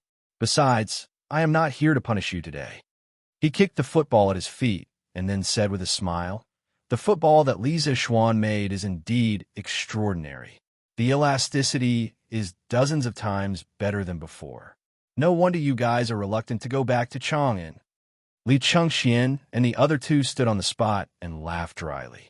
Li Er said again, After watching you play for so long, I'm also a little itchy to play. I have seen the rules of football for so long and have some understanding. The weather is good today. I will play with you guys. Your Majesty, you can't. Zhao Song was shocked and hurriedly stopped him. Li Er ignored him and took off the cloak on his back. He handed it to Zhao Song and said, Why not? Don't tell me you think you can hurt me with just a few of them? This old servant dares not. Zhao Song was sweating profusely. All right, all of you go on the field. I will replace Sun Zifen's position. Come, continue playing. A smile appeared on Li Er's face. He loved Kuju when he was young, but in order to fight for the world, he could not remember how many years it had been since he last played football. Li Zishuan's method of playing football made him somewhat unable to hold back and wanted to try it out himself. It was just that the tragic Di Jishuan had fought so hard for a chance to be his substitute, but before he could touch the ball on the field, he was replaced again. The other party was the person with the highest power in the country. He could not be angry at all, even if he was robbed. After the teams were regrouped, the two teams started a fierce competition again. As Li Er's sons, Li Chengxian, Li Tai, and Li Kun knew that Li Er did not like others to deliberately let him win. Therefore, when Li Er went on the field, not only did they not secretly let him win, but they also played even harder. At this moment, Li Er was dribbling the ball alone, trying to break through the opponent's defensive zone. Li Chengxian and his brothers were desperately running toward Li Er, trying to intercept the football at his feet. Bang! In the end, Li Er was still inexperienced and was intercepted by Li Ku when he was 5 feet away from the penalty area. With the help of a strong force, the football flew rapidly to the back. Hey, you want to intercept the ball like this? How can it be so easy? Iron Egg at the back roughly judged the landing point before the football landed. He kicked his legs hard, jumped from the ground, and directly hit his head toward the football in the sky. Boom! Due to the momentum of the football, Iron Egg did not use much strength, but the football flew back in the direction it came from. Your Majesty, catch the ball. Li Er was overjoyed. He estimated the trajectory of the football in the sky, and then without saying anything, he exerted his strength and feet and spiraled from the ground to the sky. Watch me shoot for you guys, Li Er muttered. When the football was about to reach him, he happened to have reached the highest point. He bent his knees slightly and gave the football a hard kick. With a bang, the football flew toward the opposite goal like a cannonball. Li Er felt that this kick was very satisfying, and everyone on the field was stunned. Chapter 880. In the first football match, Chung Chumo was too excited and used all his internal energy. He kicked the ball in the air and almost caused Chu Yinfu to be seriously injured. At that time, Li Zixuan made a rule that in official football matches, all players were not allowed to use martial arts. Violators would be banned for life. Although Chung Chumo and the others felt that playing in this way was not satisfying, they also felt that Li Zixuan's concerns were reasonable. If the ball was infused with internal energy and hit an ordinary person, it was completely possible to kill them. Therefore, they had always followed the rules set by Li Zixuan. This rule was also widely spread among the students of Yanwang College. No one would have thought that after so many days, there would be another person who openly used martial arts on the field. Moreover, this person was the current emperor. Everyone was dumbfounded. Moreover, Li Er's ball was like a dragon coming out of the sea. It rushed towards the goal with an indomitable will. The strong wind around the ball swept the air and even made a woo-woo sound. This power made the players in the path of the ball tremble in fear, afraid that they would not be able to avoid it. Today, the goalkeeper on Li Chengqian's side was Zhang Sunchong. When this kid saw Li Er's body flying in the air, he already knew that something was wrong. At this time, he did not care about the stupid goal and directly rolled and crawled to the side of the goal. Pong! Seeing Zhang Sunchong run faster than a rabbit and out of the goal range, Li Ku, who originally wanted to use martial arts to dodge the ball, immediately put away this idea. Therefore, the ball rushed into the net without any suspense. However, its momentum did not decrease. The net was brought along by the ball and wanted to continue to rush backward. Helpless under the restraint of the goal, it struggled for a while before stopping. Even so, the goal was still shaken a few times by the impact of the ball. Haha, good ball. Li Er clapped his hands and stood on the spot, laughing. That kick just now released a lot of his depression and fatigue from so many years. Football really reduced stress. However, the expected cheers did not come. Instead, the previously noisy field suddenly fell into a mysterious silence. Li Er realized that something was wrong and could not help but feel puzzled. Zhao Song's old face flushed red. He wanted to say something, but he was afraid. In the end, it was Li Ku who ran over and whispered to Li Er, "Father, Yamacho said earlier that martial arts are not allowed on the football field to avoid hurting people. Those who violate this rule will be banned from football for life." It was only then that Li Er understood where the problem lay. No wonder he had been watching from the sidelines for so long, but he had not seen Chung Chumo, Yuchi Baolin, Li Ku, or any of the other martial artists using their martial arts. Thinking of this, he could not help but glare at Zhao Song. If there was anyone to blame, it was Zhao Song's fault for not telling him clearly before coming. Zhao Song, on the other hand, was full of grievances. When he came, he did not expect Li Er to suddenly become teenage maniac and play football himself. Cough, cough. This rule was unreasonable. If you have kung fu, why can't you use kung fu? Besides, this is just a game, not a competition. Why should there be so many rules? I still intend to introduce this football into the army to help the Tang soldiers hone their martial arts. If I can't use martial arts, how can I train? Li Er's face was slightly red, but he still forced himself to be calm and justified himself. Li Tai immediately flattered. Father's words make a lot of sense. This football is interesting and can train people. It's just right to introduce it into the army. Yes, yes, yes. Father is indeed far-sighted and always worried about the country's affairs. I'm impressed. Li Ku came to his senses and hurriedly agreed. The rest of the students also began to sing praises. Only then did Li Er's expression look much better. He clasped his hand behind his back and slowly said, "But Li Zishuan's worries are reasonable. When people who know martial arts play football, they don't know how to control their strength. It's very easy to injure people. Therefore, I feel that martial arts cannot be used in official football matches in the future.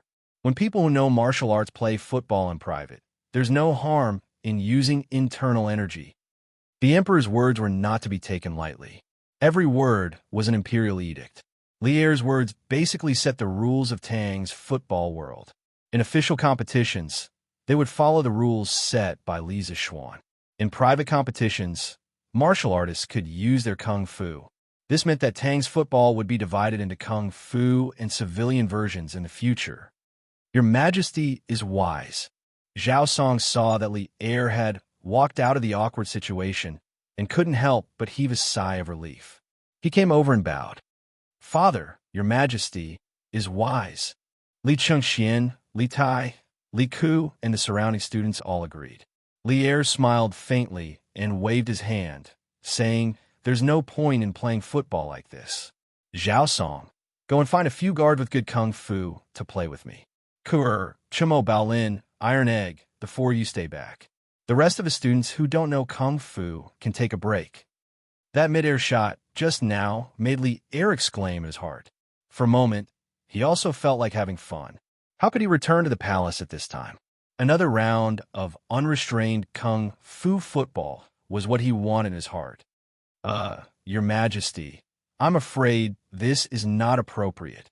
Zhao Song stood beside Li Er and reminded him in a low voice. He was worried that if the imperial censors in the imperial court knew that Li Er was actually playing football with people in the academy, they would most likely write a letter to remonstrate, impeach him. Li Er frowned and said unhappily, "What's wrong? As a ruler of a country, can't I play football?" Zhao Song quickly said that he didn't dare. In order not to dampen Li Er's spirits, he could only find a few guards of the academy who were good at kung fu. Mo Zhong, Mo Yun, and Pang Feiji were among them. He wasn't worried that these guards would hurt Li Er when they played football. This was because, firstly, Li Er's kung fu was better than these guards. Secondly, as a kung fu master, he wasn't just there for show. In the end, Li Zishuan and Li Er were in the same team. Mo Zhong, Mo Yun, and the other followers of the school of Mo were in their team. Chung Chimo, Yuchi Baolin, and Iron Egg were in the same team as Pang Feiji. The remaining people in their team were mostly the personal guards of Li Zishuan. Go all out and play well for me. Don't hold back. If you can beat me, there will be rewards. In order to let Chung Chimo's team play with all their might, Li Er gave an empty promise. Your Majesty, if our team wins, will there be rewards? Mo Zhong waited for a long time, but didn't hear the second half of Li Er's sentence. He mustered up his courage and asked. No, Li Er replied impatiently. With a master like him in charge, how could they not win? Unless these followers of the school of Mo deliberately didn't put in effort. Hence, he added, if my team loses, the few of you will be punished. Mo Zhong and the others were instantly dumbfounded. Why was the treatment different? Chapter 881. Captain Pang, catch the ball. 22 martial arts experts, including Li Er, started a battle of the century on the field of Yanhuang College. Chung Chimo's side snatched the right to kick off, and Yuchi Baolin was in charge of kicking off. He was afraid that others would not know who he was going to pass the ball to, so he specially roared. Then, the ball did not roll towards Pang Feiji, who was beside Yuchi Baolin. Instead, It flew directly towards the opponent's goal. Boom! The whole stadium was in an uproar. Everyone, including Pang Feiji, was caught off guard by Yuchi Baolin's very unusual kickoff. The ball that had already flown out did not care about what the players thought. It flew out at the same speed as how much force Yuchi Baolin had just exerted on it. The ball that Yuchi Baolin kicked out with all his strength was not much slower than Liere's kick just now. In the blink of an eye, it was close to the goal. Although Yuchi Baolin's reaction was a little slower, his strength was really great. If there was a high-speed camera recording at the side, it would be able to see that the moment the ball was kicked out, 1/5 of it had already been flattened. It was obvious how terrifying this kick was. The opponent's player's attention was still on Pang Feiji. No one would have thought that Yuchi Baolin, this big blockhead, would actually play a diversion trick, so no one would have blocked this ball at the first moment. The goalkeeper on Liere's side was Mo Zhong. This guy was still feeling depressed after hearing Liere's words just now. Even if you beat him to death, he would never have thought that the opponent would threaten his side's goal so quickly. He hurriedly gathered his chi in his dantian and pounced towards this menacing ball. Bang! It had to be clear that they were playing a kung fu football now. How could this ball that Yuchi Baolin had kicked out with all his strength be blocked by Mo Zhong, who had rushed over in a hurry? They saw the ball enter Mo Zhong's arms with a loud bang. Immediately after, Mo Zhong's face turned the color of pig liver, and his body involuntarily retreated. Chi! The tremendous force carried by the football caused Mo Zhong to glide on the grass for a distance. Under everyone's astonished gazes, Mo Zhong actually held the football and slid back into the goal. It's in, it's in. Yuchi Baolin stared blankly for a moment, then cried out loudly. When he had just kicked off, he suddenly remembered that Li Zixuan had told them about the rules of football the last time.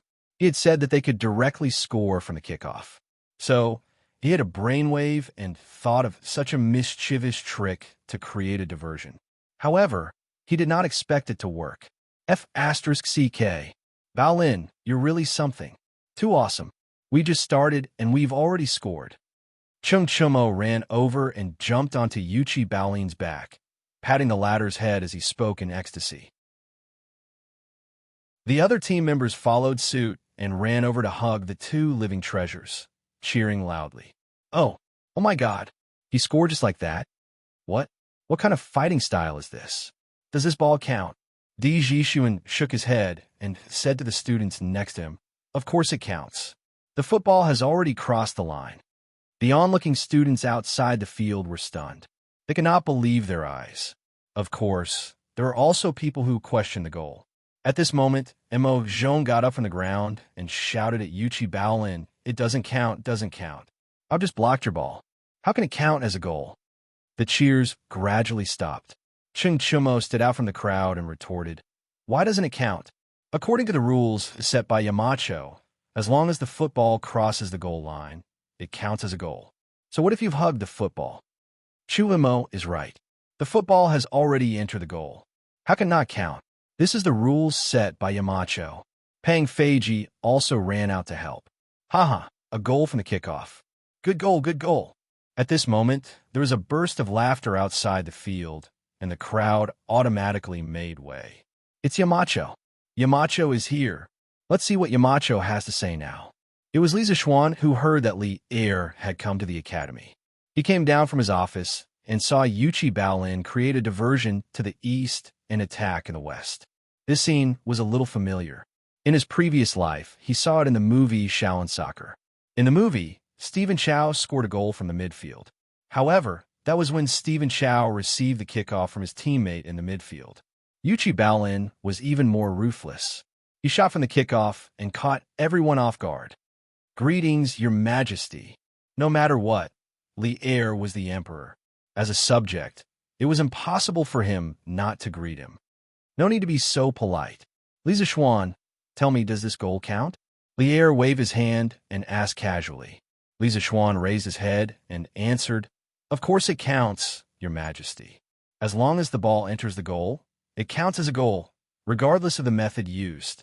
Lier was not angry. He nodded and said, Okay, I understand. The game continues. Mo Zhong, If you don't guard the goal well again, I'll ask Mr. Yin to deduct all of your salary for this month. Yin Silu was the dean of teaching in the academy. At the same time, he was also the butler of the academy. He was in charge of everyone's salary. Yes, yes, yes. Mo Zhong's face was full of bitterness. He was also complaining incessantly in his heart. Li Zixuan smiled and walked to Pang Feiji and Cheng Chimo. He said, "Play well. Let His Majesty see the glory of the Academy's football team. If you win, each of you will be rewarded with a football." Li Zixuan had just reached a foreign trade agreement with Jinla and Piao. He had temporarily found a source of rubber, so he became more generous. What the F***CK? Yamacho, is what you said true? Cheng Chumo widened his eyes in disbelief. Of course it's true. You can do it, Chon Yo. In a moment of carelessness, he even said, "Good luck," which made Cheng Chumo a little confused. What the F***CK? Yamacho, you can't do this. Why do they get a football if they win? Li Tai, who was outside the field, shouted that it was unfair. If it weren't for the fact that he didn't know martial arts, he would have rolled up his sleeves and come up to play no matter what. Li Zixuan couldn't be bothered to pay attention to him. He turned around and wanted to leave the field.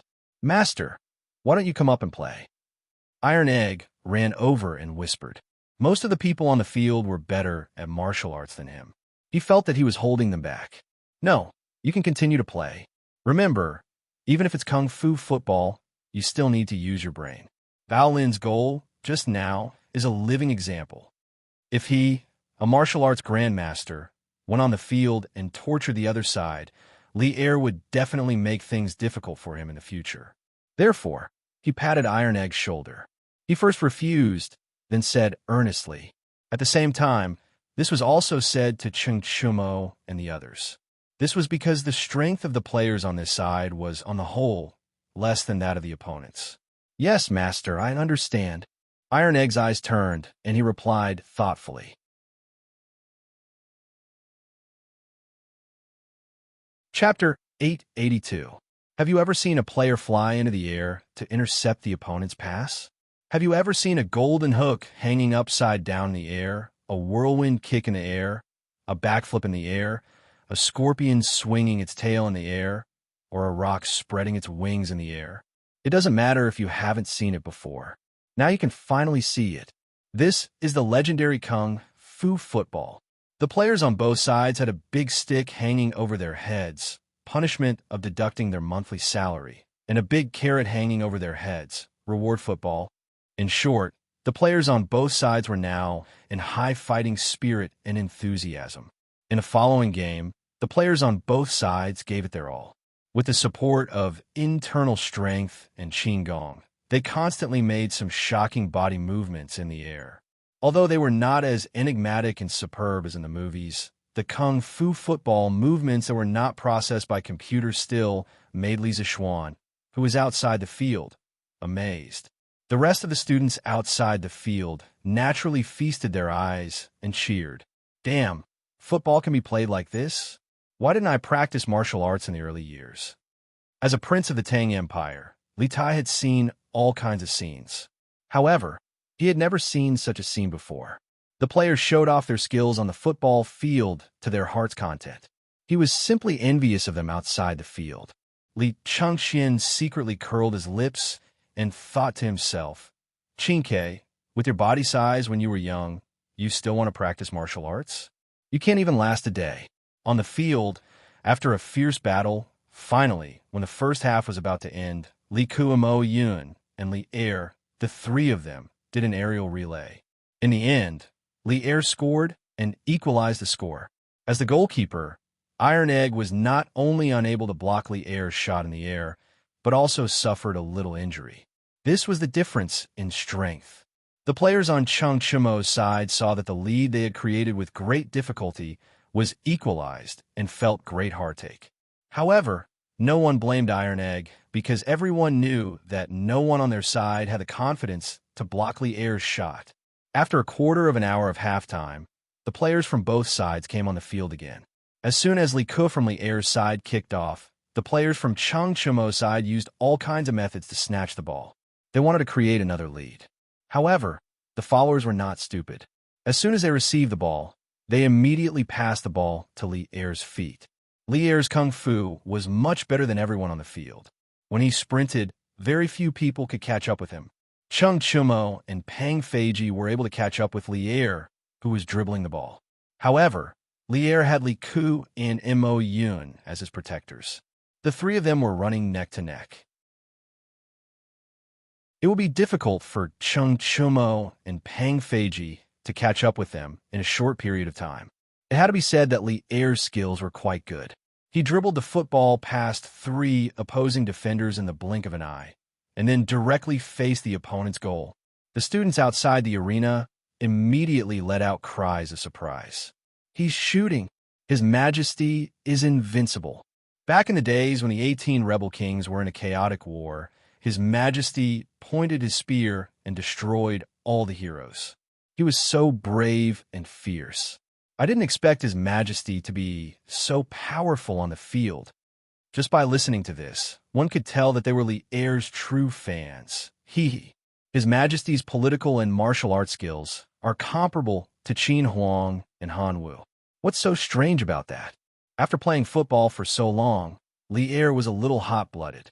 When he heard the praises of the students outside the field, his heart felt as comfortable as if he had drunk iced water.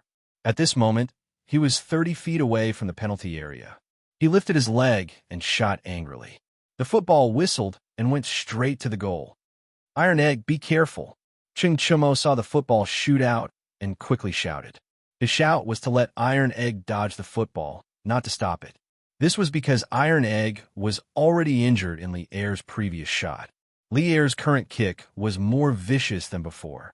If he forcibly blocked it, Iron Egg was likely to be knocked to the ground. The world of Kung Fu football was so cruel. Besides, injuries were common for people who practiced martial arts. There was nothing strange about it. But Iron Egg did not seem to realize the danger of this ball. He still stood at the goal and did not leave. When the football flew into the penalty area, Iron Egg slightly retreated his right foot and put on a Tai Chi fist starting pose. His eyes were fixed on the flying football. In the blink of an eye, the football had flown close to him. The fierce wind around the ball made his hair fly in all directions. The hearts of the students outside the field and the players on the field were in their throats. They saw Bruiser cut horizontally from the side of the football with a Taiji cloud hand. Then his arm bent and shook in a strange way. The speeding football gradually slowed down. Bruiser stood up. At this time, the football was already standing on the fingertips of his right hand, spinning rapidly on its own. Handsome. Too handsome. His movements were as smooth as flowing water. Everyone was dumbfounded by what they saw. Tai Chi. That was Tai Chi. It's Tai Chi. I didn't expect Tai Chi to be used like this. Iron Egg has really learned from Yamacho. He can use Tai Chi as he pleases. Tai Chi is so powerful. It can even block His Majesty's full kick. Oh, if I had known, I would have learned it seriously. The students were amazed. Damn, Iron Egg, you're too awesome. You can even do this. Changchumo stared and shouted excitedly. Iron Egg smiled slightly. He shouted to Changchumo, Brother Chonyo, tell our people to pay attention to the ball. Don't dribble too much. We'll play the football the way His Highness played last time. Even if we can't score, we can't let them get the football. Catch the ball. After saying that, Iron Egg's left hand turned into a knife and chopped the rapidly spinning football. The football immediately flew in the direction of Changchumo. After listening to Iron Egg's tactical analysis, Changchumo felt that it was very reasonable. When he received the football, he immediately passed it to Pang Feiji and then shouted, "Everyone run and pass the ball. Don't dribble too much. Don't let the opponent get the ball." The current situation was very similar to the previous game, where he played with Li Changxian and his two brothers. At that time, they were strong, but they were no match for the opponent. The reason was that Li Changxian's people had been playing possession tactics. Li Zexuan, who was standing outside the field, nodded with satisfaction. Although modern football originated in London in the 19th century, and the people of the Tang Dynasty had never come into contact with it before. Once he introduced modern football to the Tang Dynasty, the people of the Tang Dynasty did not need to deliberately guide them. They could figure out some tactics on their own. Some of the tactics were very similar to modern football tactics. This was the wisdom of the ancients. They were not stupid at all. Most of the time, what they lacked was knowledge. On the field, Chung Chumo wanted to play possession tactics. Of course, the players would cooperate. Under such circumstances, the players ran more actively. Today's game was similar to the last time, but there were also differences. The similarity was that the two sides of the game were still one weak and one strong. The weaker side wanted to use possession tactics to defeat the stronger side. The difference was that the stronger side today was undoubtedly stronger. However, Chung Chumo was not afraid. Today, everyone can use their internal strength. They can run faster and jump higher. If the ball is passed over the top, it will be easy for you to jump in the air to intercept it. That's fine. We will use a short-distance ground ball. At most, we will need to run a few more steps. It doesn't matter if you're skilled in martial arts and can run fast because we can also use martial arts. Our running speed is not much slower than yours. At worst, we will pass the ball out before your players catch up, of course. The opponent's biggest threat was Lier. Therefore, wherever Lier was, Chung Chumo's players were determined not to pass the ball to their teammates who were closer to Lier. They all avoided Lier when they played. There was no other way. To defend against old Li, they needed at least 3 people. They could not allocate so many people. As a result, the audience outside the field saw a dazzling passing game. No one dribbled the ball. Basically, the ball was passed out as soon as it touched the foot. No matter how fast Lier and Li Ku were, they could not catch up. Bang, bang, bang. The sound of the football hitting the ground and the shouts of the players were endless. The scene was very lively. However, the second half played for nearly half an hour, and there was not a single goal. Damn, the ball is being passed around, but there is no goal. Yes, no matter how beautiful the ball is, it is useless if there is no goal. Were Chung Chumo and the rest thinking. Di Jishuan curled his lips and said, "What do you know?"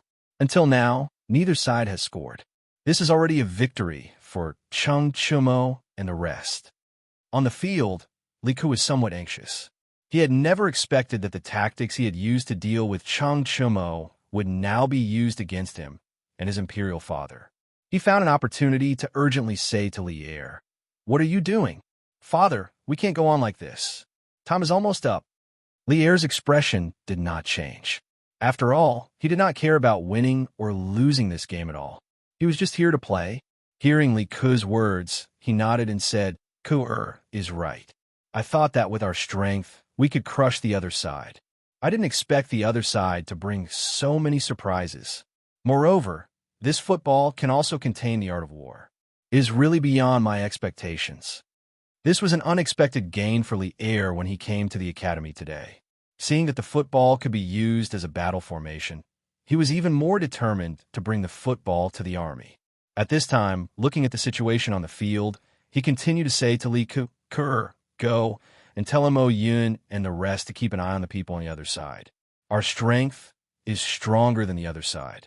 Each of us will keep an eye on one person. Let's give them a one-on-one victory and make them unable to pass the ball." Li Ku's eyes lit up, and he said happily, "Father is wise. This is really a good idea. I will go and inform them now." Therefore, under Li Ku's instructions, the players on this side gradually began to change their tactics. They no longer chased after Chung Chumo's people to pass the ball back and forth. They spread out, and each of them was only responsible for one player on the other side. When they received the ball, they would harass them. As a result, Chung Chumo's smooth ball control tactics suddenly became stuck. Once the machine was rusty, it was easy to have all kinds of problems. It was the same for the football. The players could not pass the ball comfortably and naturally. There would be all kinds of mistakes. As a matter of fact, Pang Feiji's Wu Ho originally wanted to pass the football to Yuchi Baolin, who was in front of him on the right. However, after being snatched by Mo Zhong, he panicked and passed the ball in the wrong direction. He actually passed the ball to Li Ku's feet. Li Ku was inexplicably stunned, but in an instant he moved. With a pass, he passed an opposing player beside him. At the same time, Li Er had already given up on keeping an eye on Chang Chumo. He directly ran toward the opposite side's back. Return to defense. Everyone returned to defense. Chang Chumo saw that the situation was not good. As he shouted at his own players, he chased in Li Er's direction. Sure enough, when Li Ku saw that Li Er had already run to the opponent's goal area, he channeled his strength to his feet and sent the football to Li Er's position. Bam! When Chang Chumo heard the muffled sound of the football being kicked out, he turned his head to take a look. In an instant, he did not care about anything else. He roared loudly and used his feet to stomp on the grass. His whole body rose into the air. He wanted to intercept this high-altitude long pass. Oh wow, it's coming, it's coming. Chang Chumo is flying again. For many students from ordinary families, martial arts masters were relatively distant existences. However, in today's Kung Fu football game, they directly saw more than 20 martial arts masters compete with each other. They flew into the sky and dove into the ground, fighting fiercely. It was really not satisfying to watch. Seeing Chang Chumo rise into the air at this time, the students could not help but cheer again. He wants to stop his Royal Highness King of Han's pass. But this pass is so high. Can he really stop it? The movement of the football in the air was in a parabolic shape. It was divided into the ascending and descending stages. Chang Chumo's position happened to be in the descending stage of the parabolic curve. However, it had only just descended, so the height of the football in this position was still very high. It's close. Closer. It's still not enough. F*CK. Chang Chumo's eyes stared unblinkingly at the football flying towards him. He felt the air around him brush past his cheeks. The height of his body was getting higher and higher, but it was still not enough. Chang Chumo even felt that as long as he stretched out his hand, he could block the football. This was really within reach. However, he was not a goalkeeper. He could not touch the football with his hands. Therefore, he could only watch as the football flew over his head and rushed towards Li Er's position. Iron Egg, get out of the way. This ball is not something you can stop. Li Er lived up to everyone's expectations. He flew up and met the flying football in the air. He looked at Tai Dan and roared. Then, he aimed at the lower right corner of the goal and shot angrily in the air. Bam! Bam! Two loud sounds rang out on the field. One was the sound of Li Er's foot colliding with the football, and the other was the sound of Li Er landing on the ground. The football whistled towards a goal. Its speed was much faster than the previous two goals. It could be seen that Li Er used more force this time. Iron Egg gritted his teeth. He did not listen to Li Er's words and chose to retreat. He put on a Tai Chi starting pose again, wanting to repeat the same trick and stop the football. When the football flew into the penalty area, Iron Egg chose to take the initiative to attack. His body rose into the air, his palms together, and he faced the flying football. Bam! Another loud sound rang out. A trace of blood spilled from the corner of Iron Egg's mouth. He groaned and wanted to use the Tai Chi entanglement technique to entangle the football and neutralize the force in it.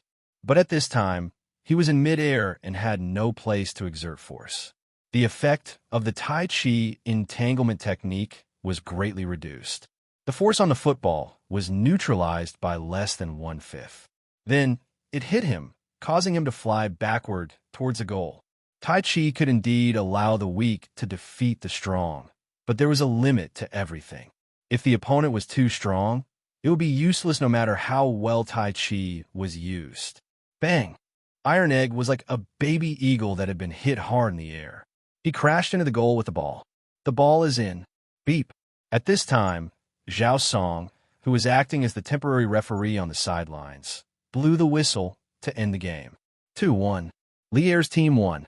However, the students outside the field did not cheer loudly.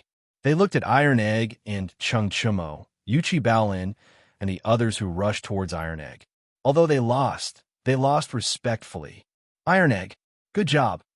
It's okay to lose. We'll try again next time. Yes. What a wonderful game. Winning or losing is not important. Amidst the encouragement of the students, this Kung Fu football game of gods fighting finally came to an end. The ending was within everyone's expectations, but the process was beyond everyone's expectations.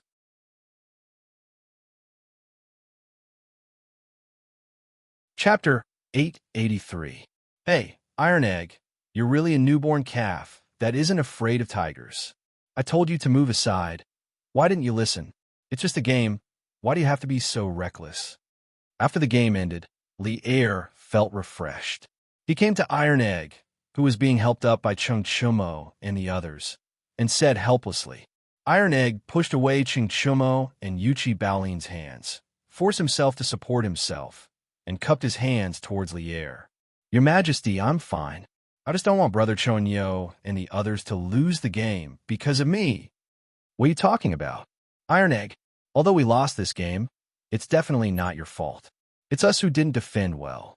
Besides, a loss is a loss. Isn't it just that there's no football? Everyone doesn't care, right? Baolin? As soon as Iron Egg finished speaking, Chung Chimo came up and said, but why did his last sentence make his heart ache so much?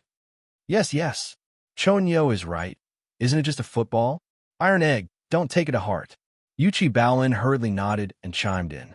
Li'er saw that Iron Egg's injuries weren't very serious, and that Chung Chumo and the others were comforting and taking care of him.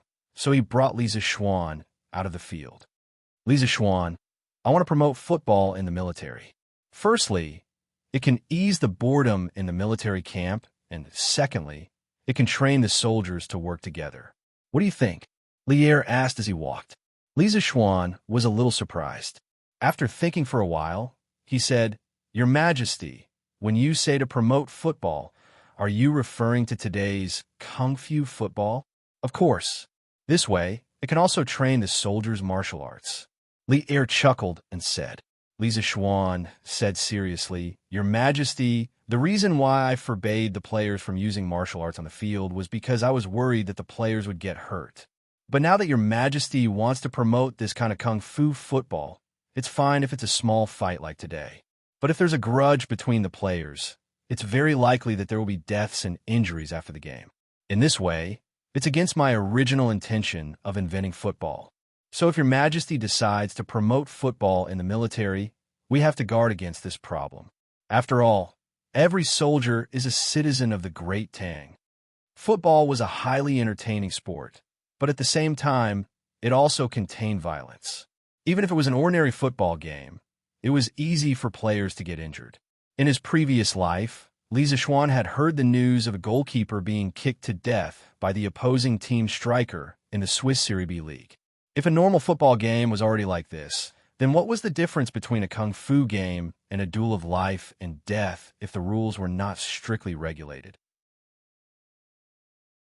Li Zixuan's main reason for introducing football was to develop football in the Great Tang, and not to let the Tang people fight and kill each other. So he needed to clearly explain the seriousness of the matter to Li'er in advance. Li'er frowned. In this era, population meant the strength of the country. Human life was very precious. After a long while, Li'er said, Then in your opinion, what should we do? I still feel that Kung Fu football is still necessary. We can't give up eating for fear of choking. Li Zixuan smiled and said, Your Majesty is right. We can't give up eating for fear of choking. In fact, even if we don't use Kung Fu, it's very easy to get injured in an ordinary football game. So I think that no matter what kind of football it is, we should set strict rules for it. Those who comply will be rewarded, and those who violate will be punished. As long as we can guarantee that there won't be any intentional injuries due to personal grudges on the field. What he meant was that he didn't need to care about how others played football in private. He couldn't blame others for playing football in private, could he? Then what about those people who sold swords and sabers? In terms of danger, football was less dangerous than swords and sabers, right? Yes. Then we'll do as you say. Li'er nodded in agreement. Then he glanced at Li Zixuan and said, You were the one who created football. I'll leave this matter to you. Within 3 days, set the rules for both types of football games and show them to me. Li Zixuan's face darkened. He really didn't know if he should curse. Cough, cough. There was no need to ask. He definitely couldn't say it. He rolled his eyes and said, "I'll obey your orders. But I feel that no matter how good the rules are, to fully implement them, there must be a department to supervise. Otherwise, no matter how good the rules are, they will become empty words." When he squatted, Lier knew what he was going to say. Oldley rolled his eyes and said unhappily with his hands behind his back, "If you have something to say it quickly. Don't beat around the bush with me." Li Zixuan smiled awkwardly and said, "Cough, cough. What I mean is, if your majesty really wants to promote football, not only must there be a set of rules for football games, there must also be a department to supervise football games. A while ago, I was thinking of using Yanhuang College's name to set up a football association to manage football games and players' rewards and punishments. So, Your Majesty," Lier looked at Li Zixuan lightly and said with a smile that wasn't a smile, "you want to let the entire Tang Empire's football games to be managed by your football association?" Li Zixuan didn't care about modesty at this time. He nodded and said, "That's right. In the future, I plan to promote football in the entire Tang Empire. Every year, football leagues will be held regularly. When the time comes, as long as you're a football enthusiast, you can sign up to participate. As for people from other countries, if Your Majesty allows, they can also participate. After all, this way, we can also exchange the feelings between the two countries." Li Tai, who was tailing behind the two of them, had a bright light in his eyes. He really wanted to shout, "This idea is great." The little fatty was undoubtedly excited. After Lier heard it, he couldn't help but feel a ripple in his heart. He pondered for a moment and said, "I didn't expect you to have such a comprehensive plan. I approve it. But now, the 6 departments of the Imperial Court have long been separated. I can't set up another department for football. Therefore, the Football Association will still be under Yanhuang College's name. I will have someone draft an imperial edict to order the Football Association to be in charge of football games in the world." Li Zixuan was delighted. Although Oldley didn't have a formal organization for the Football Association, he gave him an imperial sword. In this way, it could be considered legitimate. Besides, as Yanhuang College's reputation grew in the future, the number of awesome students it taught would increase. With the golden signboard of Yanhuang College, why would it need an organization? Your Majesty is wise. I will do my best to manage the Football Association well. Lier flicked his sleeves and said lightly, "All right, it's getting late. I should return to the palace. You brat, don't be distracted by trifles and forget your duty." I wouldn't dare. I respectfully send Your Majesty off." Li Zixuan cursed Oldley in his heart for talking so much nonsense, but he couldn't help but sigh. The Tang Empire's Football Association was finally established. As for why it was the Football Association and not the association, well, the association's scope was too small.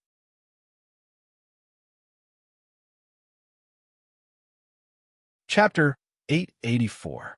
Although the previous football match was very lively, the academy wasn't on holiday at that time. Even if the students were excited and wanted to share it with outsiders, they couldn't leave the academy. But now that they were on holiday, the students could go out if they wanted to. Therefore, the news of Li Zixuan's invention of football and the 2 small-scale football matches held by Yanhuang College were spread out in a very short period of time. But what made Li Er helpless was that when Wei Zheng found out that he went to Yanhuang College to play football with the students, he went to the palace and scolded him. It was said that after Wei Zheng scolded him and left, several cups and vases in the Sweet Nectar Hall were broken. In order to let more people know about this new sport, Li Zixuan first wrote an article on the front page of the Tang Daily to introduce the rules of football. In order to make it easier to understand, he also attached a simple diagram. Then, he took advantage of the students' holiday and opened the academy for a day, allowing outsiders to come in and watch the match. As for the players on the field, they were all students with good football skills. Wow, this Yanhuang College is really impressive. Isn't that so? It's said that Duke Yong and spent hundreds of thousands of strings of cash for this academy. So much money? Hey, don't make a fuss. We're here to watch the football match today. It's not too late to watch the academy after the match. At noon that day, people who saw the news from a newspaper came one after another. There were men, women, old and young. A total of thousands of people came, and there was an endless stream of people coming to watch the show. It was a hubbub of voices and an unprecedented grand occasion. Without exception, basically everyone who came to Yenhuang College was first shocked by the magnificent building of the academy. Then, under the guidance of the academy's guards, they came to the academy's field. There, the football players were warming up. This is football? It looks similar to the football we used to play. What do you know? If you look carefully, you'll find that the football is more flexible. Didn't you see that the child flew high with a light kick? Yo, Shui, now that you mention it, Sai, this football is fun. Hey, I'll ask the servants to buy one later. Buy? Where do you want to buy it? Strange Interest Pavilion, of course, since this football was made by the Marquis of Yong, and it must be bought from Court Pavilion. Tisk, how long has it been since you last went out? Who told you that Strange Interest Pavilion sells footballs? Today was the first time Yenhuang College was officially open to the public. There was no lack of nobles present. Xiao Shui, the eldest grandson of the current Prime Minister Xiao Yu, was also present. This guy just got married not long ago. Recently, he was so bored that his balls hurt. How could he be indifferent when he heard that Yenhuang College was going to have a good show? Yeah, I haven't been paying attention to these things lately. Why? Shui, are you saying that Strange Interest Pavilion doesn't sell this thing? How is that possible? The other man said in disbelief. Xiao Shui curled his lips and said, why not? This football is so rare. At present, only the academy has them. It is said that His Majesty personally went to Li Zishuan yesterday and asked for 50 footballs from the military. He said that the military will also implement this thing in the future. There's going to be football in the military? Yeah, that's great. I'll ask my father to get me one later. Lingwu, you should stop thinking about this. There are only 50 footballs in total, but they have to be distributed to the hundreds of thousands of soldiers of the 16 guards. There's not enough to go around in the first place. If you continue to think about it, you'll definitely cause trouble for your father. Xiao Shui's expression turned serious when he heard this and warned him. It turned out that the young man next to him was Chai Lingwu. His father was the general of the right, Chai Xiao, and his mother was Princess Pingyang. He was a relative of the emperor and had an illustrious family background. However, this kid was clearly not someone who knew his place. Otherwise, he would not have rebelled with Princess Gao Yang and Feng Yai in the 4th year of Yonghui. In the end, he died without a complete corpse. This could be inferred from his words just now. Shui, aren't you too cowardly? At worst, I'll just return it when I'm done playing with it, right? Would His Majesty do anything to my father because of football? Chai Lingwu said with a disdainful smile. Xiao Shui shook his head and did not try to persuade him anymore. Coincidentally, the game also started at this moment. Although the crowd who came to watch the fun today had seen the introduction of the rules of the football game in the newspaper, it was their first time seeing a real football game. The feeling was still different. Beep! As a Yamacho from Yenhuang College, Li Zishuan naturally could not be the referee every time. Today's referee was the bearded man. As the only martial arts instructor, physical education teacher in Yenhuang College, he naturally had to take the field for this kind of thing. The bearded man blew the bamboo whistle, and the game officially began. Boom! Iron Egg kicked off, and Wang Meng dribbled the ball deep. The opposing players immediately came up to snatch the ball. A fierce competition officially began. The players on the field today did not have prominent students like Li Tai, Li Chengxian, and Li Ku. They were basically all ordinary students. After all, with so many outsiders present today, it would be beneath Li Chengxian and the others to play in person.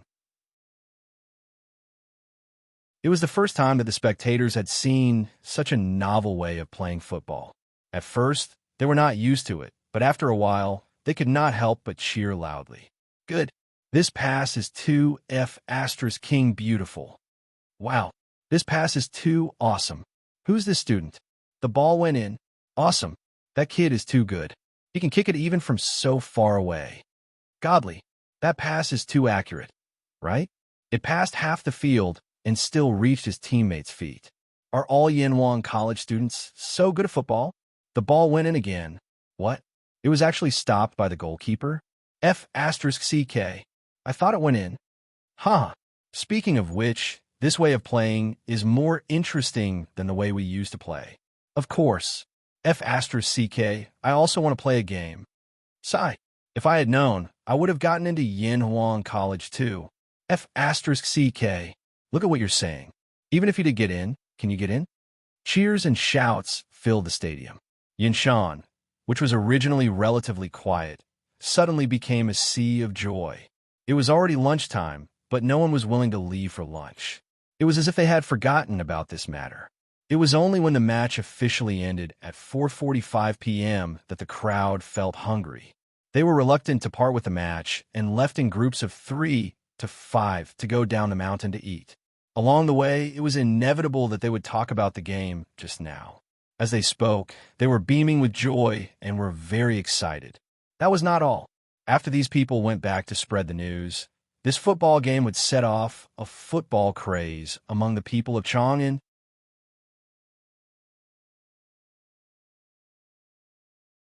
Chapter 885. Hey, did you hear? Yenwang College held a soccer match yesterday. It was so lively. Soccer match? What's soccer? Hey, Old Wong, didn't you watch the Tang Daily yesterday? I was too busy yesterday. Old Zhao, can you tell me about it? Hey, that's too long. Let's sit down and talk. Sit down and talk. The next day, the news of the Yenwang Academy's football match spread throughout Chang, and as expected, many people's eyes widened as they listened to their companions' vivid descriptions of yesterday's football match. They secretly regretted that they had not been there to watch it in person. Unlike modern times, where there were computers, mobile phones, televisions, and game consoles, there was a lack of entertainment in this era. Other than watching plays, drinking tea, walking dogs, and cockfighting, the only thing left was visiting brothels. Soccer was a very competitive and confrontational sport. It didn't take long for tens of thousands of people to chase after it. But when everyone calmed down, they realized a problem. What about soccer? Where could they buy a soccer ball? Many people went to Curious Pavilion to ask after returning from Yenwang College, but they didn't sell any soccer balls there. But where could they buy a soccer ball if even Curious Pavilion didn't sell it? Fortunately, Lisa Xuan didn't make them wait for too long.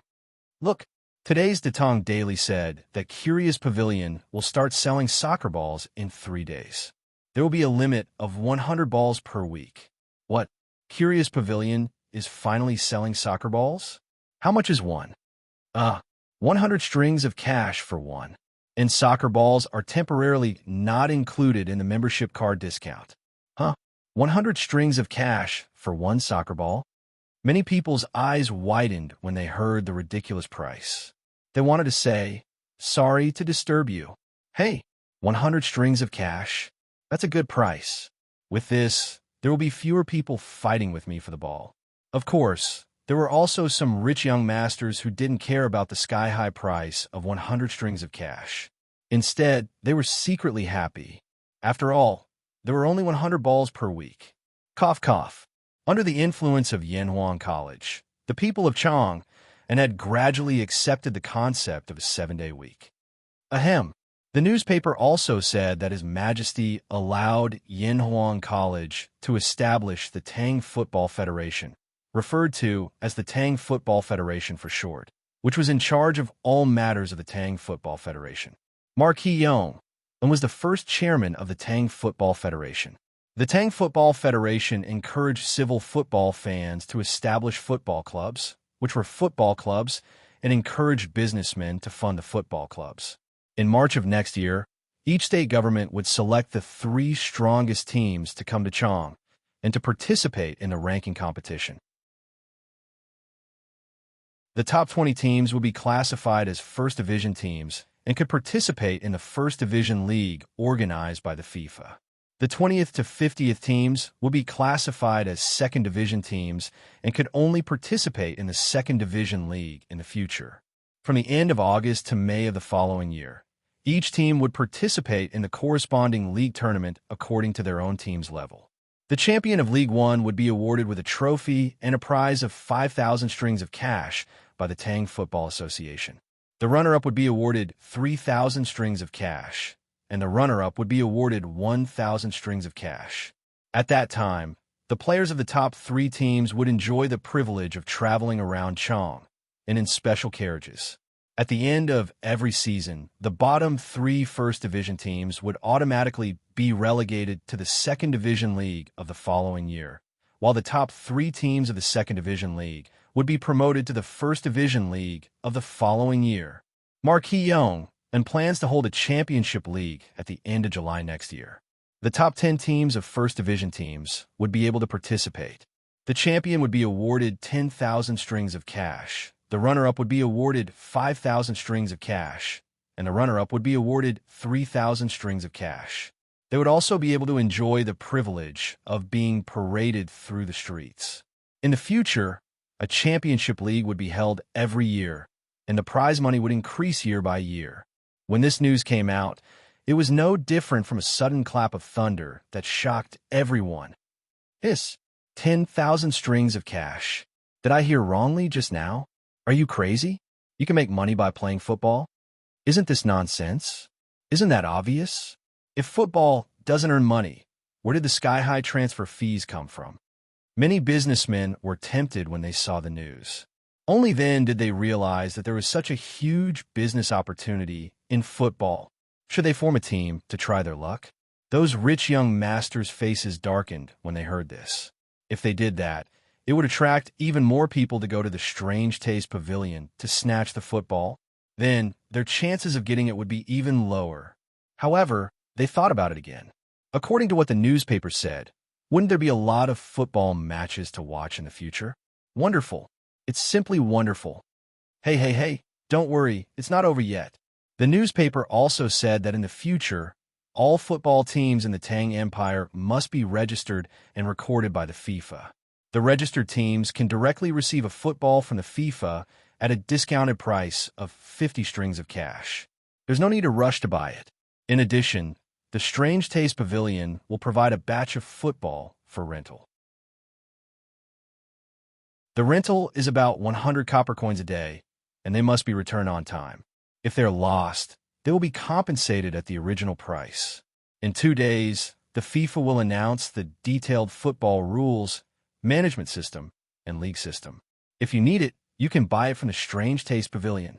The main reason for introducing these 2 systems was that Li Zishuan wanted to promote football to every place in the Tang Empire as soon as possible. Although the raw materials for football were not easy to obtain, he also wanted to let the majority of people be able to afford football. Besides, now that he had the support of the rubber supply from Jinla and Piao, he had the confidence to mass-produce a batch of football. By then, they would be able to watch football matches. Moreover, football could also stimulate the local economy. This was a great thing that would benefit millions of people. Sure enough, after hearing the news, many people cheered. When the rich kids heard that they could directly receive a football from the FIFA, they were immediately tempted.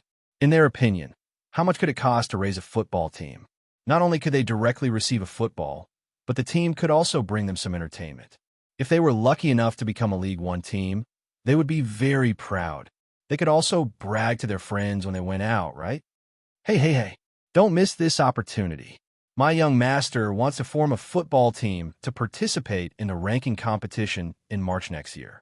Those who are below 30 years old and above 12 years old who can play football can come and sign up. As long as you are chosen by my young master, your monthly salary will be at least 500 copper coins. Come and sign up. As a matter of fact, some of the more quick-witted people had already instructed their servants to start recruiting people on the streets. Strike first and gain the upper hand. Hey, isn't this Master Chen's servant? His young master wants to form a football team. Hey, that's a good place to go. Unfortunately, I don't know how to play football. TSK, 500 copper coins a month. You don't have to do anything except play football every day. This is a great job. I want to sign up. For a moment, there was a craze for forming a football team in Chang'an City. As the news spread, This wave was about to sweep across the entire Tang Empire.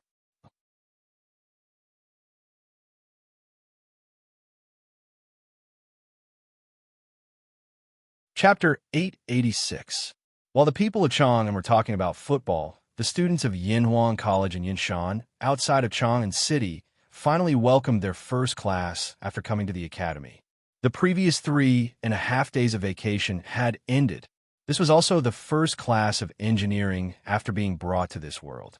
It was very significant, so Li Zixuan chose to teach this class in person.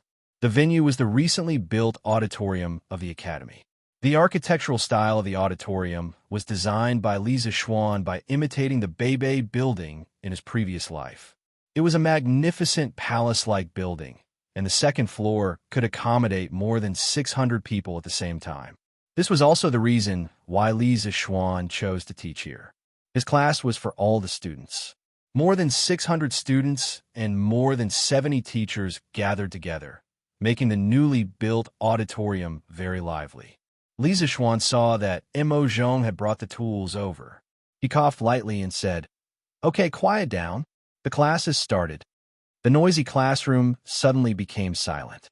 Currently, in the academy, no one dared to challenge Li Zixuan's prestige. Li Zixuan stood on the podium and looked at the more than 600 students below. After a moment of silence, he said, "From the day you decided to enter Yinhuang College, I believe you already have some understanding of engineering. But that was just a simple introduction I made onto Tang daily. What you understood was just the literal things. Today, I will let you see what real engineering is like with your own eyes. Everyone, brace yourselves and open your eyes wide.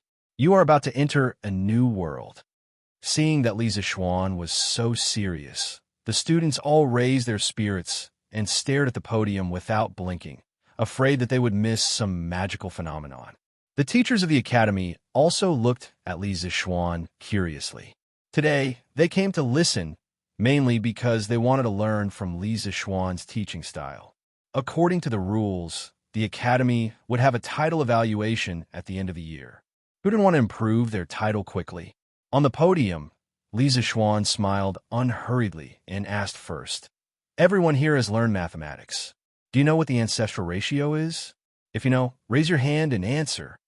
Zhu Chengji was the first to calculate the value of pi to 7 decimal places in the history of mathematics in the world. This achievement was ahead of the world by nearly 1,000 years. Later generations advocated that the ratio of the circumference to the diameter of a circle be called the Zhu ratio, which was the predecessor of pi. As soon as he finished speaking, 40 to 50 students below the stage immediately raised their hands. Li Zixuan casually pointed at a skinny student and said, "This student, why don't you say something? By the way, tell me your name." Although he had the ability to remember everything he saw, he had never taught a class before. How could he know the names of all the students? When the student was pointed out by Li Zixuan, he didn't have stage fright. Instead, he was faintly excited. He stood up and saluted Li Zixuan, saying, "Student Sun Zhongji." In response to Mr.'s question, it has been recorded in the fixing technique that the ancestral rate is approximately 3.141. 5926 to 3.141. 5927. Li Zixuan nodded and continued to ask, "Not bad. Then do you know how this result is calculated?" That student's face suddenly became awkward. He thought for a moment and shook his head. Teacher, I forgot about this. Haha, it's okay. It's already very good. Sit down first." Li Zixuan comforted her with a smile, then looked at the others and asked, "Does anyone know how the ancestral rate is calculated?" After a moment of silence, a dozen students raised their hands. Li Zixuan pointed to Jia Jiayin, whom he had met several times before. She was also the fourth in the opening examination of Yinhuang College, and said, "Jia Jiayin, you say something?" Jia Jiayin stood up and said unhurriedly, "Sir, during the Wei and Jin dynasties, the master of arithmetic, Lu Hui, used the circle-cutting technique to calculate the ancestral rate. He first calculated from the inside of the circle to the inside of the circle to the inside of the circle to the outside of the circle to the outside of the circle to the outside of the circle to the outside of the circle to the outside of the circle to the outside of the circle to the outside of the circle. He once said that if you cut it thin, you will lose less. If you cut it again and again until it cannot be cut, then you will merge with the circumference and nothing will be lost. Based on his method, ancestor Chong Ji went one step further and obtained an even more accurate result. Zhu Chongji once wrote a mathematical book, Pi Technique, which recorded his research and results on pi. But at that time, scholars couldn't delve into the profoundness of it, so they ignored it, and it was later lost. Because the pi technique was lost, how Zhu Chongji calculated pi to the 7th decimal place, and how he found the accurate and convenient ratio, was still a mystery until the 21st century.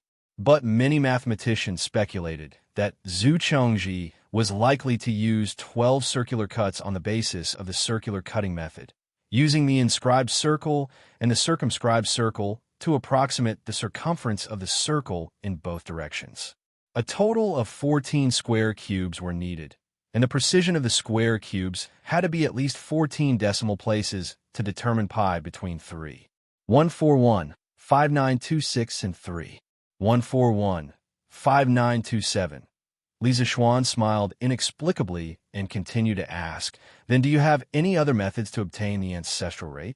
Suddenly, Jia Jin, who was known as a child prodigy, was stumped. "I don't know. Please enlighten me." Lisa Xuan said, "Sit down first. Let's put this matter aside first. Next, let's play a little game together." After that, Lisa Xuan picked up a piece of paper from the podium.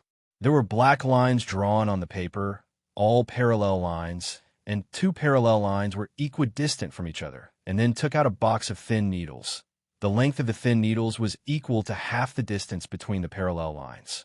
After doing all this, he raised his head and said, "Next, every student and teacher, come up according to the order of your seat and throw these thin needles on this piece of paper. Everyone throw once. Come up quickly. Wang Meng, start with you." Everyone was confused. They didn't know what kind of trick Lisa Xuan was playing. Wang Meng was the same, but he was the first in the first row. Since he was called, of course, he had to come up obediently. When he came to the podium, he took out a thin needle from the needle box and hesitated. "Yamacho, do I just throw it casually?" "Yes, just throw it casually. You can throw it with your eyes closed, as long as you can throw it on the paper," Lisa Xuan said with a smile. This was an experiment that involved probability. If everyone deliberately threw the needles, it would affect the results. Wang Ming was also a joker. When he heard Lisa Xuan say that, he actually closed his eyes. "Xiao!" The thin needle fell on the paper, and then he patted his butt and went back to his seat. The students in the audience suddenly burst into laughter. Lisa Xuan shook his head and said, "Next, continue." In this way, it took more than half an hour for everyone to go up and throw the thin needles one by one. The students and teachers who returned to their seats all looked at the podium. They saw Lisa Xuan with his head down, as if he was counting something. Although they were curious, they didn't disturb him. The whole classroom was so quiet that you could hear a pin drop. Not long after, Lisa Xuan raised his head. He picked up the chalk and wrote on the blackboard as he said, "I just calculated the results of your needles. The total number of times you threw the needles is 713, and the number of times you intersected with the black line is 227. The ratio of the total number to the number of times you intersected with the black line is 3, 1,496. At this point, he deliberately paused for a moment and then said coolly, "This is the approximate value of the ancestral rate."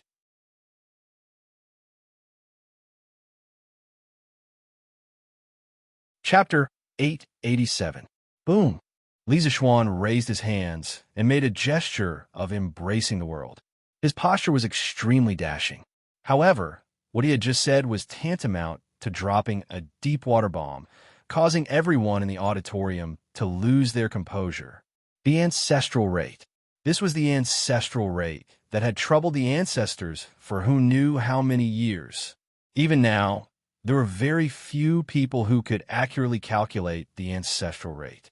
However, Li Zixuan had easily obtained an approximate value of the ancestral rate just by playing a small game with everyone. This was simply a miracle. How is this possible? It should be a coincidence, right? But Yamacho mentioned the ancestral rate to us first. If it really is a coincidence, then wouldn't all the things that Yamacho said before be in vain? It's definitely not a coincidence. Yamacho's expression was that of certainty from the beginning to the end. How could it be a coincidence? The students discussed animatedly below the stage, all of them feeling incredulous. In fact, it wasn't just them. The academy teachers present also felt incredulous. How could the ancestral rate, one of the biggest problems in the field of mathematics, be calculated so casually? Li Zixuan thought to himself.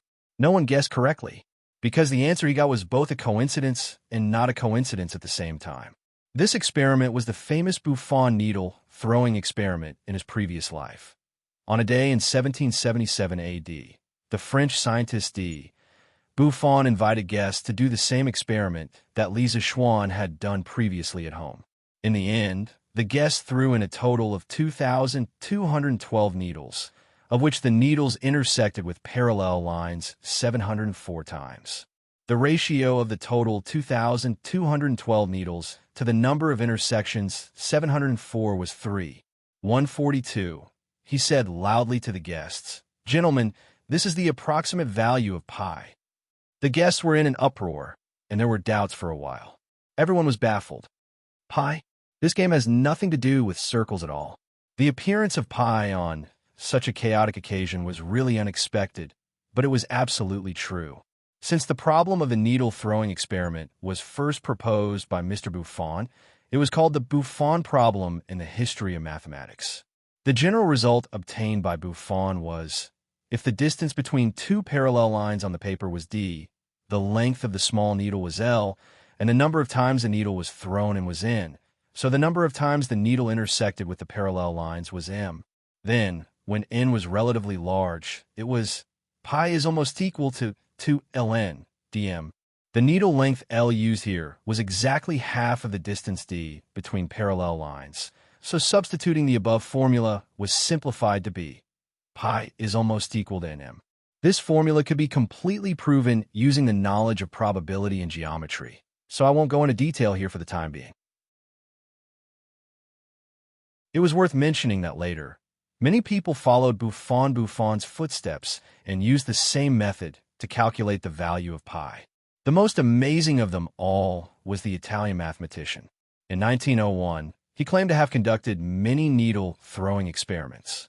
The number of needles thrown in each experiment was 3,408 times, and the average number of intersections was 1,808 times.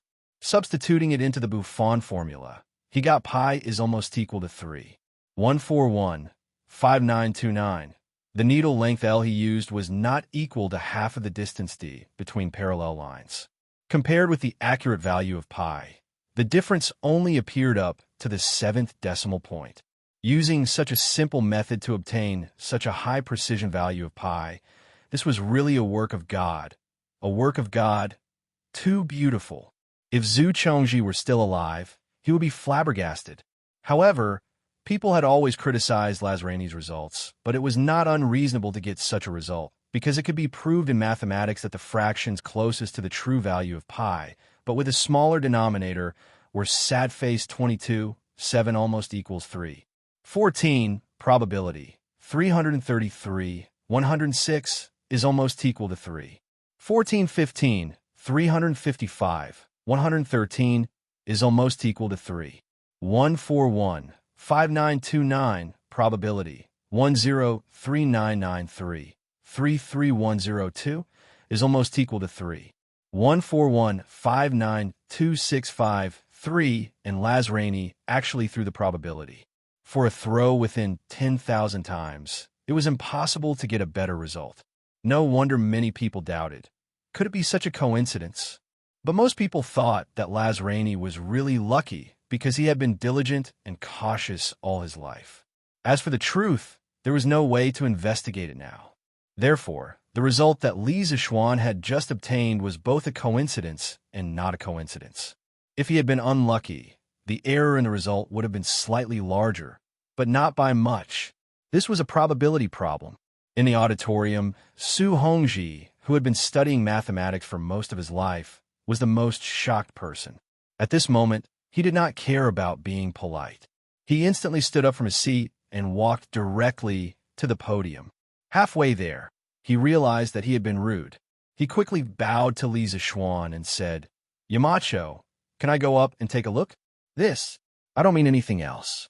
I just want to go up and take a look with my own eyes."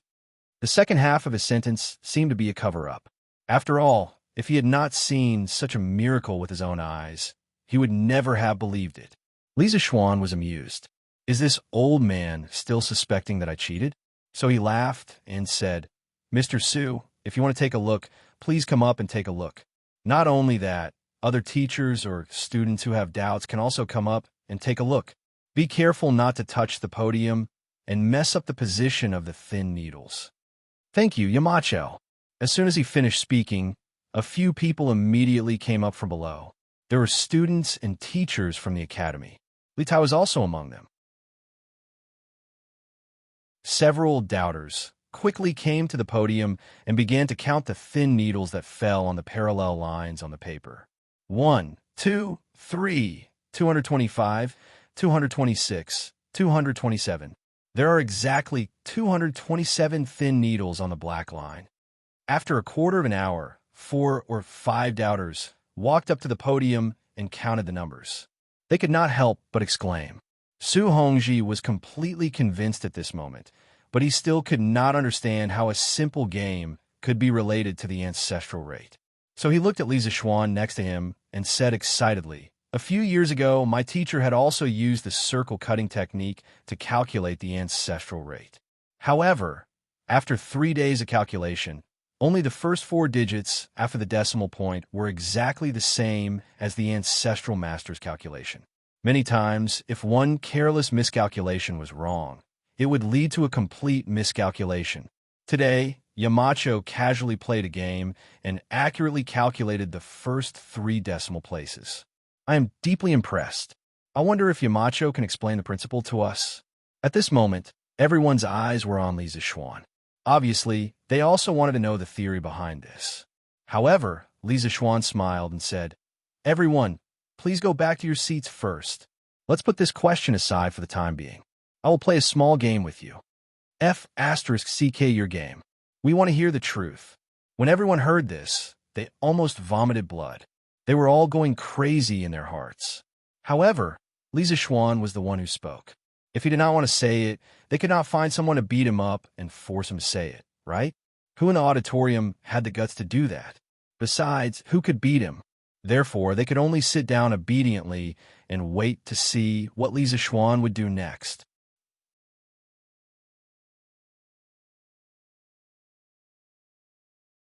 Chapter 888. Emotion, come here. Li Zixuan, who wanted to play a new game, didn't move immediately. Instead, he called out to the dumbfounded Mo Zhong next to him. "Here." Mo Zhong quickly recovered from his shock and ran to Li Zixuan's side. He bent his back and looked like he was all ears. Li Zixuan leaned over to Mo Zhong's ear and whispered something. Then, Yamacho, you're not joking with me, right? Mo Zhong's eyes widened. His mouth was open so wide that an egg could be stuffed in. "Who has the time to joke with you? Hurry up and go," Li Zixuan said in annoyance. Everyone was a little confused when they saw this. They didn't know what Li Zixuan had instructed to make Mo Zhong show such an expression. However, their doubts didn't last long. About half a cup of tea's time after Mo Zhong ran out, the crowd noticed something unusual, and cries of surprise rose from all directions. Mo Zhong had actually run up to the roof and started to peel off the tiles. There was a saying that went, "If you don't teach me a lesson for 3 days, I'll peel the tiles off the roof." The teachers and students in the audience couldn't help but wonder in their hearts. Did Mo Zhong lose his mind? He actually dared to go up to the roof and peel off the tiles? "Yamacho, do you think it's okay to peel off this tile?" Mo Zhong, who was on the roof, leaned over and shouted to the people below. It was only then that the students and teachers in the auditorium understood that Li Zixuan had instructed Mo Zhong to peel the tiles off the roof. They couldn't figure out what Li Zixuan meant by this and couldn't help but discuss it among themselves below. No, move it a little further back. Li Zixuan glanced sideways and then replied, yes. Mo Zhong, who was on the roof, had no choice but to cover the tile that had been peeled off. He then peeled off another tile and asked, Yamacho, is this okay? It's okay. Then I'll go down. Stay up there first. I'll need you later. The strange conversation between the two shocked everyone. Fortunately, after saying this, Li Zixuan finally became normal. He took out a piece of bright, triangular glass from a box on the podium and said to the people in the audience, this is the first time I've heard of your name. I've heard of your name before. Does anyone know what color the sun is? The Academy's first volume of physics textbooks didn't cover optics. Do you still need to ask? Of course, the sun is white. Ching Chumo couldn't help but laugh. It's obviously red. The sun in the morning. How can it be white? Another student retorted immediately. What red? It's obviously yellow. Can't you tell the difference between red and yellow? After a while, there was an uproar. Li Zixuan coughed softly and said, okay, quiet down. There's no need to argue. Next, I'll show you what color the sun is. The students immediately quieted down. They held their breath and stared intently at the podium. Li Zixuan first set up a stand on the podium with white paper pasted between the stands, acting as a white screen. Then, he faced the sun with the triangular glass. At this time, everyone understood why Mo Zhong went to the roof to remove the tiles. It was to let the sun in. A magical scene appeared. Okay, do you see what it is?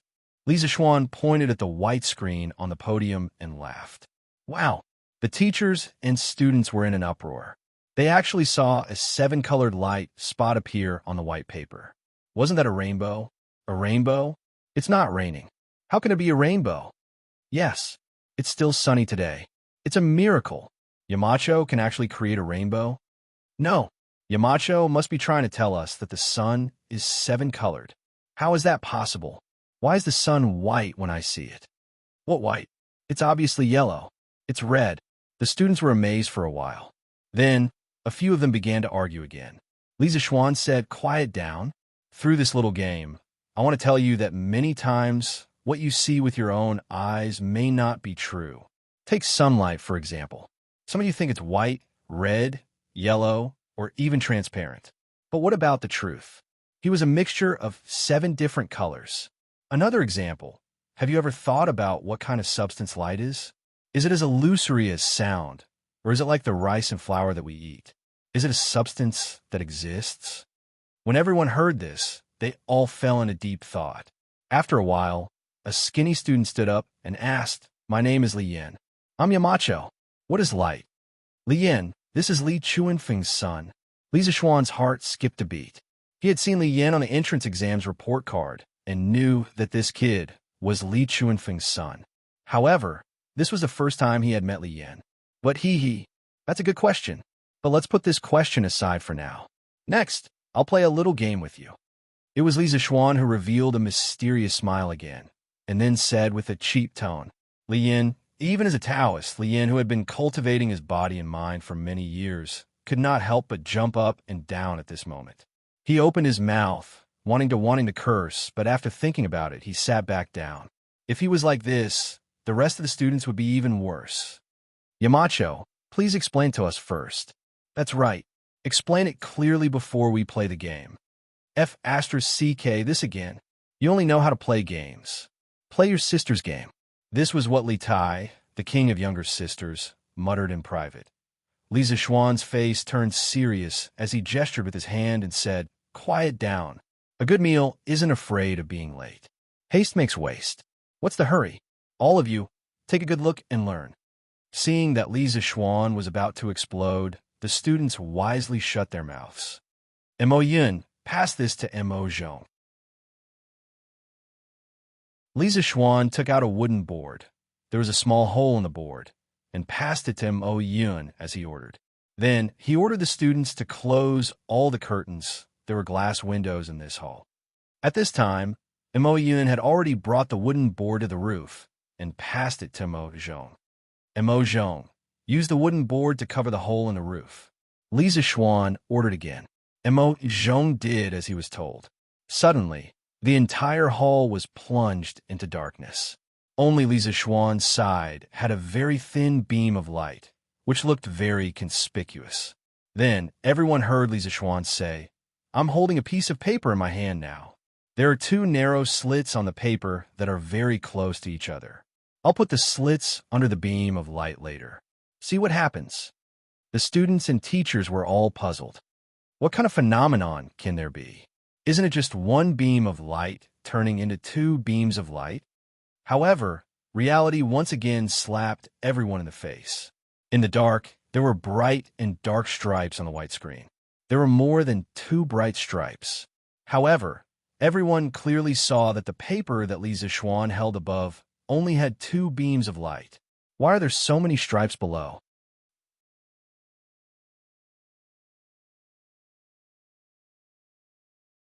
Chapter 889.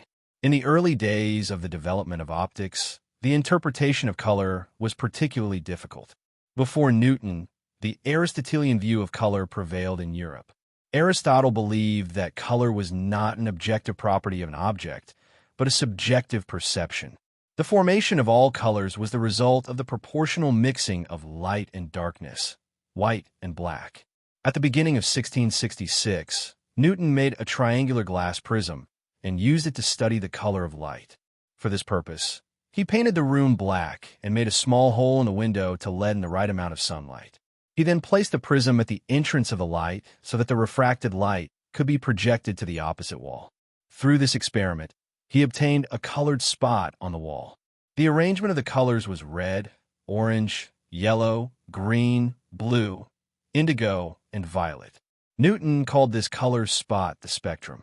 Later generations called this experiment the dispersion of light experiment. In 1830, the British doctor and physicist Thomas Young made a small hole in the window to let light pass through and used a mirror to reflect the light that passed through. Then he used a piece of paper about 130 inches thick to split the light into two beams. The result was that he saw the intersecting light and shadow. This was the famous Young's double-slit experiment, which showed that two beams of light could interfere with each other like waves. This experiment also played a crucial role in the creation of quantum science a century later.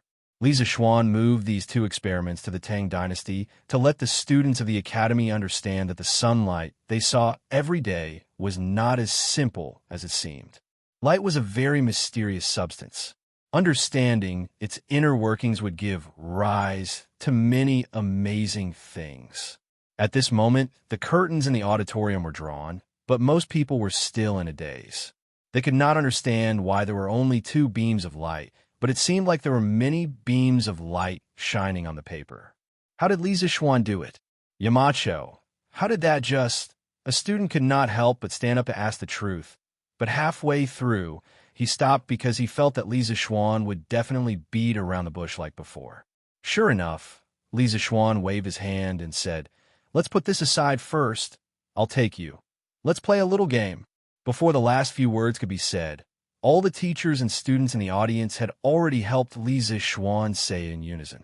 Moreover, their voices were so loud and so angry that Li Zixuan, who was on the podium, could only feel a strong sense of resentment rushing towards him. Ahem, so you all knew. Li Zixuan's forehead sweated and said awkwardly. Then he took out two iron boxes and shouted to the side, "Mo Zhong, Mo Yun, you two come here."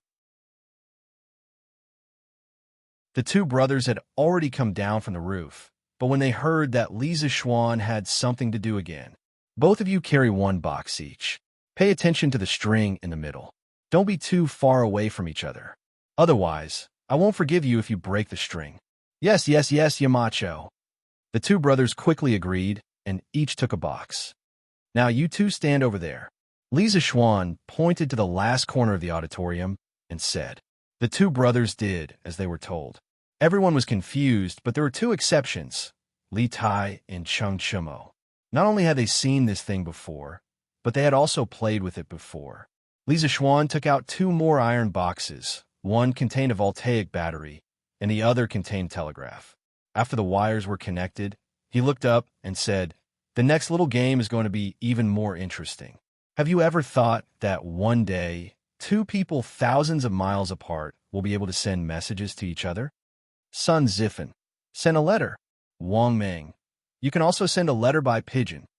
Li Zishuan shook his head and said, "How long would it take to send a letter and a pigeon over a distance of 1,000 miles? The 2 things you see today will be able to instantly send messages across 1,000 miles in the future." Wow, how is this possible? Instantly sending messages across 1,000 miles? Isn't this the work of an immortal? The audience was in an uproar again. Speaking of which, the number of times they were shocked today was more than the previous days combined. Li Zishuan was always full of surprises.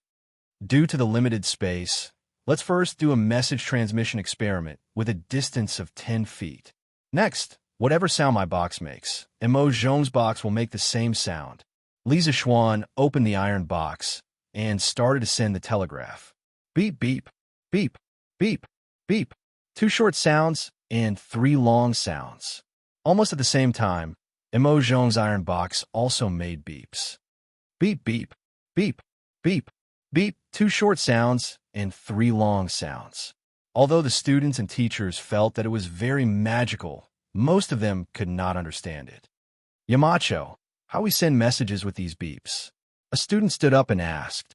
Good question. Student, think carefully about the sounds you heard just now. Are there long and short sounds? That student frowned and thought for a moment before replying. Yes, Yamacho. Then think about it again. If I combine these long and short sounds with each other, and each combination corresponds to a word. For example, the 2 short and 3 long sounds correspond to the word Li. Then, can I send a message through this? As soon as he finished speaking, exclamations of surprise rang out everywhere. Wow, why didn't I think of that? Yamacho's idea is really amazing. I just don't know how far this thing can be transmitted. Li Zishuan said again, "According to my current preliminary tests, this thing can transmit messages within a distance of 15 kilometers. If it's improved in the future, it won't be a dream to transmit messages across 1,000 miles. Wow, more than 15 kilometers? That's amazing. Amazing. Too amazing. An iron box can transmit messages across 1,000 miles. The auditorium was once again in an uproar.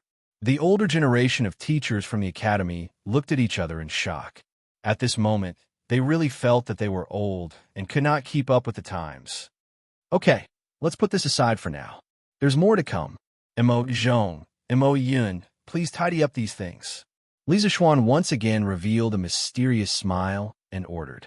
It was impossible for him to explain the principle of the telegraph machine in detail now. The students all had an as expected expression on their faces. However, they were too lazy to complain now, so they remained silent and watched Li Zishuan's performance quietly. Li Zishuan brought a basin of water from under the lectern, then took out a box and 2 tubes of colored glass. Then, he looked at the crowd and said with a smile, "Next, it's time to witness a miracle. You will see the real meaning of making something out of nothing."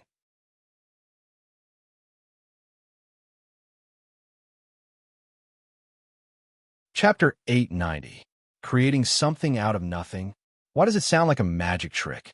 But then again, everything that Li Zishuan said in class today made the students feel like he was performing a magic trick.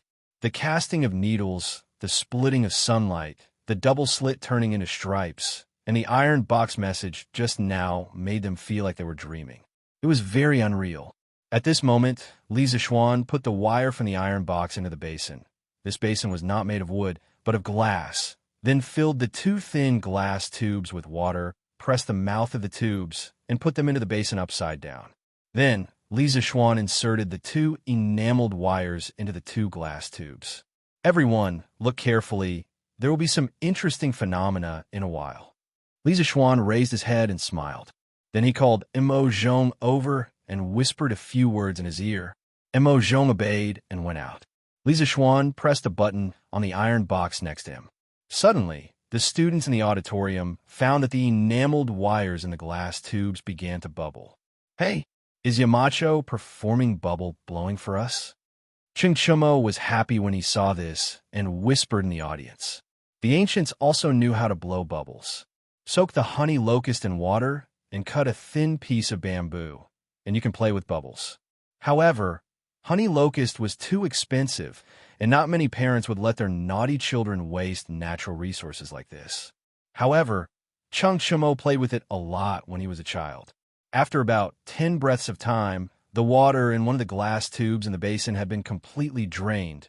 This tube was filled with hydrogen, but the other glass tube was still half full. Li Zixuan ignored it and let the gas in the glass tube overflow. When the water in the other glass tube was completely drained, Li Zixuan pressed the button on the iron box again, and the enameled wires in the basin stopped bubbling. Yamacho, is this electrolyzed water? Someone in the audience stood up and asked. It was Wang Ji. The experiment of electrolyzing water was mentioned in the first volume of Chemistry of the Academy. However, he had only read the description in the book and had never seen a real person demonstrating it. He had never done it himself because he didn't know where to get electricity. Therefore, it was only now that he felt that he looked somewhat familiar. Mr. Wang, you have a good eye? This is the water electrolysis experiment. Li Zixuan praised, and then said to the students, the gas in the 2 glass tubes in my hand was formed by the water I just used. It's different from the air you breathe every day. Tisk, what's the difference? The students shook their heads in disbelief. In their eyes, the 2 glass tubes in Li Zixuan's hands were colorless. Weren't they just filled with air? What was so strange about it? Li Zixuan didn't make any more excuses. At this time, Emo Zhong came in with a brazier. Wherever he went, the students all avoided him because it was hot. Li Zixuan didn't mind the heat. He went forward and wrapped his left hand with a wet cloth. He pulled out a red, thin iron wire from the brazier, and then put his right hand into the brazier. He held the glass tube filled with gas with his thumb and took it out. He said, now it's time to witness a miracle. Hearing this, the students all widened their eyes and stared at him. They saw Li Zixuan's right hand releasing his thumb from the glass tube, and his left hand quickly put the red-hot iron wire into it. Tisk, tisk! The red iron wire suddenly burned in the glass tube and emitted a bright fire. Damn, iron can also burn?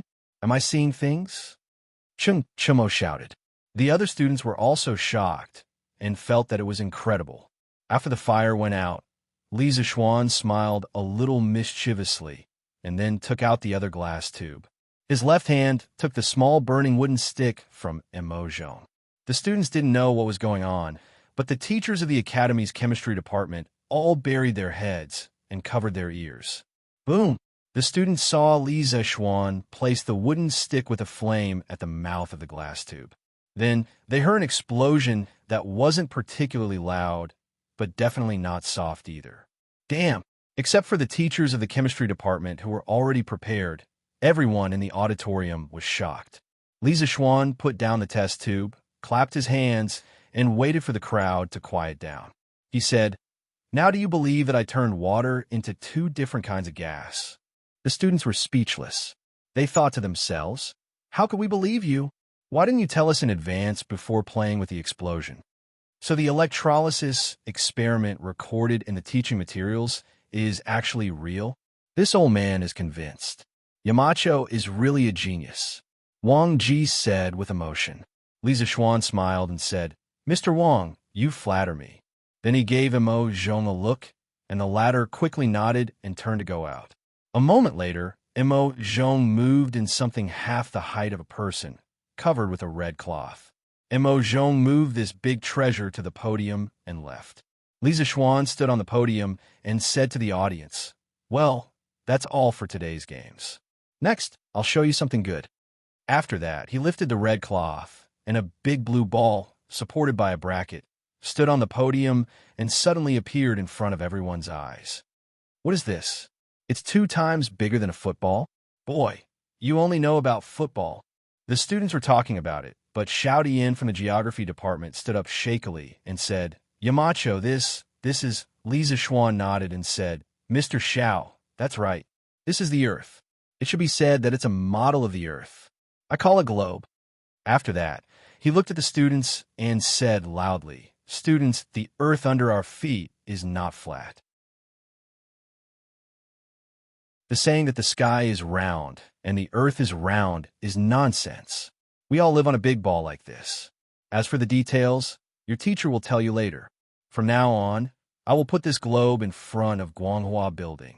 Every time you pass by, you must take a good look at it and see the world we live in. This is definitely a new world that you have never known before. Also, the little games that I played with you earlier had a deep meaning. Don't ask me about the specific principles. I hope that by the time you graduate from the Yanhuang Academy, you'll be able to fully understand these questions. Then, the painstaking efforts that I and the teachers of the Academy have put in for you will not be in vain. Okay, class dismissed. Go and rest. Today's class is over. Clap, clap, clap, clap. At this moment, all the teachers and students couldn't help but stand up and applaud Li Zixuan. Today's class was destined to go down in history. Moreover, this class had given them too much shock. It made them feel extremely lucky that they chose Yanhuang College in the first place. Otherwise, where would they go to learn such advanced knowledge?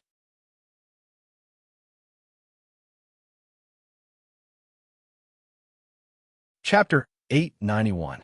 This was the students' first class after entering Yanhuang College, and it would be the class that would leave the deepest impression in their lives. Li Zixuan chose some of the more classic experiments from mathematics, physics, chemistry, and geography. These experiments opened the door to a new world for these students who had been influenced by Confucianism for many years. The charm of engineering was displayed incisively and vividly. At the same time, Li Zixuan's teaching style had given all the teachers in the academy a great inspiration. They realized that when Li Zixuan was teaching, all the students' attention was focused on Li Zixuan. After half a day of class, there was not even a single person who went to the toilet, let alone someone who was absent. Did the students not want to go to the toilet? Obviously not, because after Li Zixuan announced the end of class, the toilets in the auditorium, oh no, the toilets in the auditorium were all overcrowded. Many students had no choice but to rush to the school building to use the toilets. What did this mean? It meant that the students were unwilling to miss a single bit of Li Zixuan's teaching. This could be called a miracle in the history of teaching. Most of the teachers in the academy used to be teachers in local government schools or schools in the countryside. But what was the situation like when they taught students? Other than a few students who really wanted to excel through studying and listening attentively, the rest of the students were either absent-minded or sleeping. They were all hoping that the class would end early. Compared to Li Zixuan's class, the effect of their teaching was like the bottom of the abyss, while the other was above the clouds. Therefore, after Li Zixuan's class, Yin Silu, who was in charge of teaching in the academy, did not even eat lunch. He immediately gathered all the teachers in the academy and held a teaching method improvement and learning meeting. He asked all the teachers in the 5 academic departments to reflect on their teaching methods and improve them within a time limit. The teaching team of the academy would organize teachers to take turns attending classes every week. At the end of the semester, the teacher's teaching ability would play a large role in the final evaluation. Therefore, no one would ignore this matter. Of course, Li Zixuan also sat in on the meeting, but he didn't say a word from beginning to end. He was quite impressed with Yin Sila's ability to discover the problem and react quickly. At the end of the day, Yanhuang College couldn't be supported by him alone. He needed all the teachers to exert their subjective power. After the meeting, many of the teachers who had classes in the afternoon didn't even bother to eat lunch and hurriedly went to prepare for class. It had to be said that the competition for teaching in Yanhuang College was really great. There was a most awesome teacher in the Tang Empire, Li Gang, as well as famous people like Yin Silu, Wang Ji, and Xiao Dian. When working with such outstanding people, one would feel embarrassed to slack off. Li Zishuan didn't have any classes. In fact, he didn't substitute for any classes in the past 2 semesters because there were enough teachers in the academy. As the principal, how could he roll up his sleeves and compete with others for a job? When the next batch of students enrolled next year, if there weren't enough teachers, he might consider substituting for the students if he had time. Therefore, he went straight back to the courtyard for lunch. In the afternoon, he still had to go to Chang'an City. Previously, someone from the Ministry of Personnel sent him a letter to collect the official seal of the Ministry of Shipping. It was said that this thing couldn't be collected by others, so he had to go personally. After lunch, Li Zishuan brought Pang Feiji and 2 other bodyguards. The 4 of them rode down from the Cloud Mountain and headed straight for Chang'an. It was now late autumn, and the weather wasn't as hot as before. He didn't like to take a carriage when he went out. Although Don't Touch Me was comfortable, he still liked the carefree feeling of riding on a horse. Hiya! Make way! The people in front, please make way. The 4 of them quickly arrived at Chang'an City and entered the city from the east side of Yanqing Gate. Li Zishuan could gallop on his horse outside the city, but he deliberately slowed down the moment he entered the city. The 4 of them walked on the main road between Xinchang Square and Shengdao Square. Not long after, they heard the rumbling sound of carriages and horses behind them, and a man's request. Li Zishuan heard that the man behind them sounded polite, so he brought Pang Feiji and the rest to the side of the road. Then, he narrowed his eyes and looked at the huge group of carriages that rolled past them. There were about 40 to 50 people in the group, all dressed in black armor. They were all tall and strong, and their hair was disheveled. They looked ferocious. The leading carriage had a large flag hanging on it, and a majestic Feng character was written on it. The caravan whizzed past, and in the blink of an eye, it had left Li Zishuan and the others far behind. Feng? Is there a family of generals with the surname Feng near Chang'an City? Li Zishuan looked in the direction where the carriages disappeared and asked softly. Pang Feiji thought for a moment and answered, Marquis, although there are generals with the surname Feng in the family of generals, I have seen most of them before. From the way they are dressed, they don't seem to be from around Chang'an City, and they're not even from the Central Plains. Li Zishuan raised his eyebrows. Not from the Central Plains?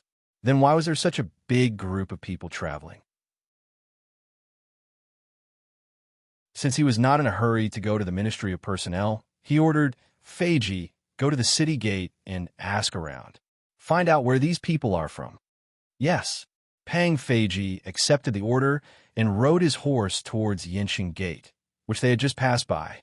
After about the time it took to brew a cup of tea, he turned around and returned. Marquis, I have just asked the general at the city gate. The group of people just now came from Lingnan. It is said that Duke Gung of Lingnan sent his 2nd son to meet His Majesty. The person in the leading carriage should be Duke Gung's 2nd son, Feng Jidai. Pang Feiji cupped his fists and answered, Duke Gung? Who is Duke Gung? Li Zishuan frowned and asked. He had heard of the few dukes in Tang Dynasty, but he had never heard of one called Duke Gung. Pang Feiji was sweating.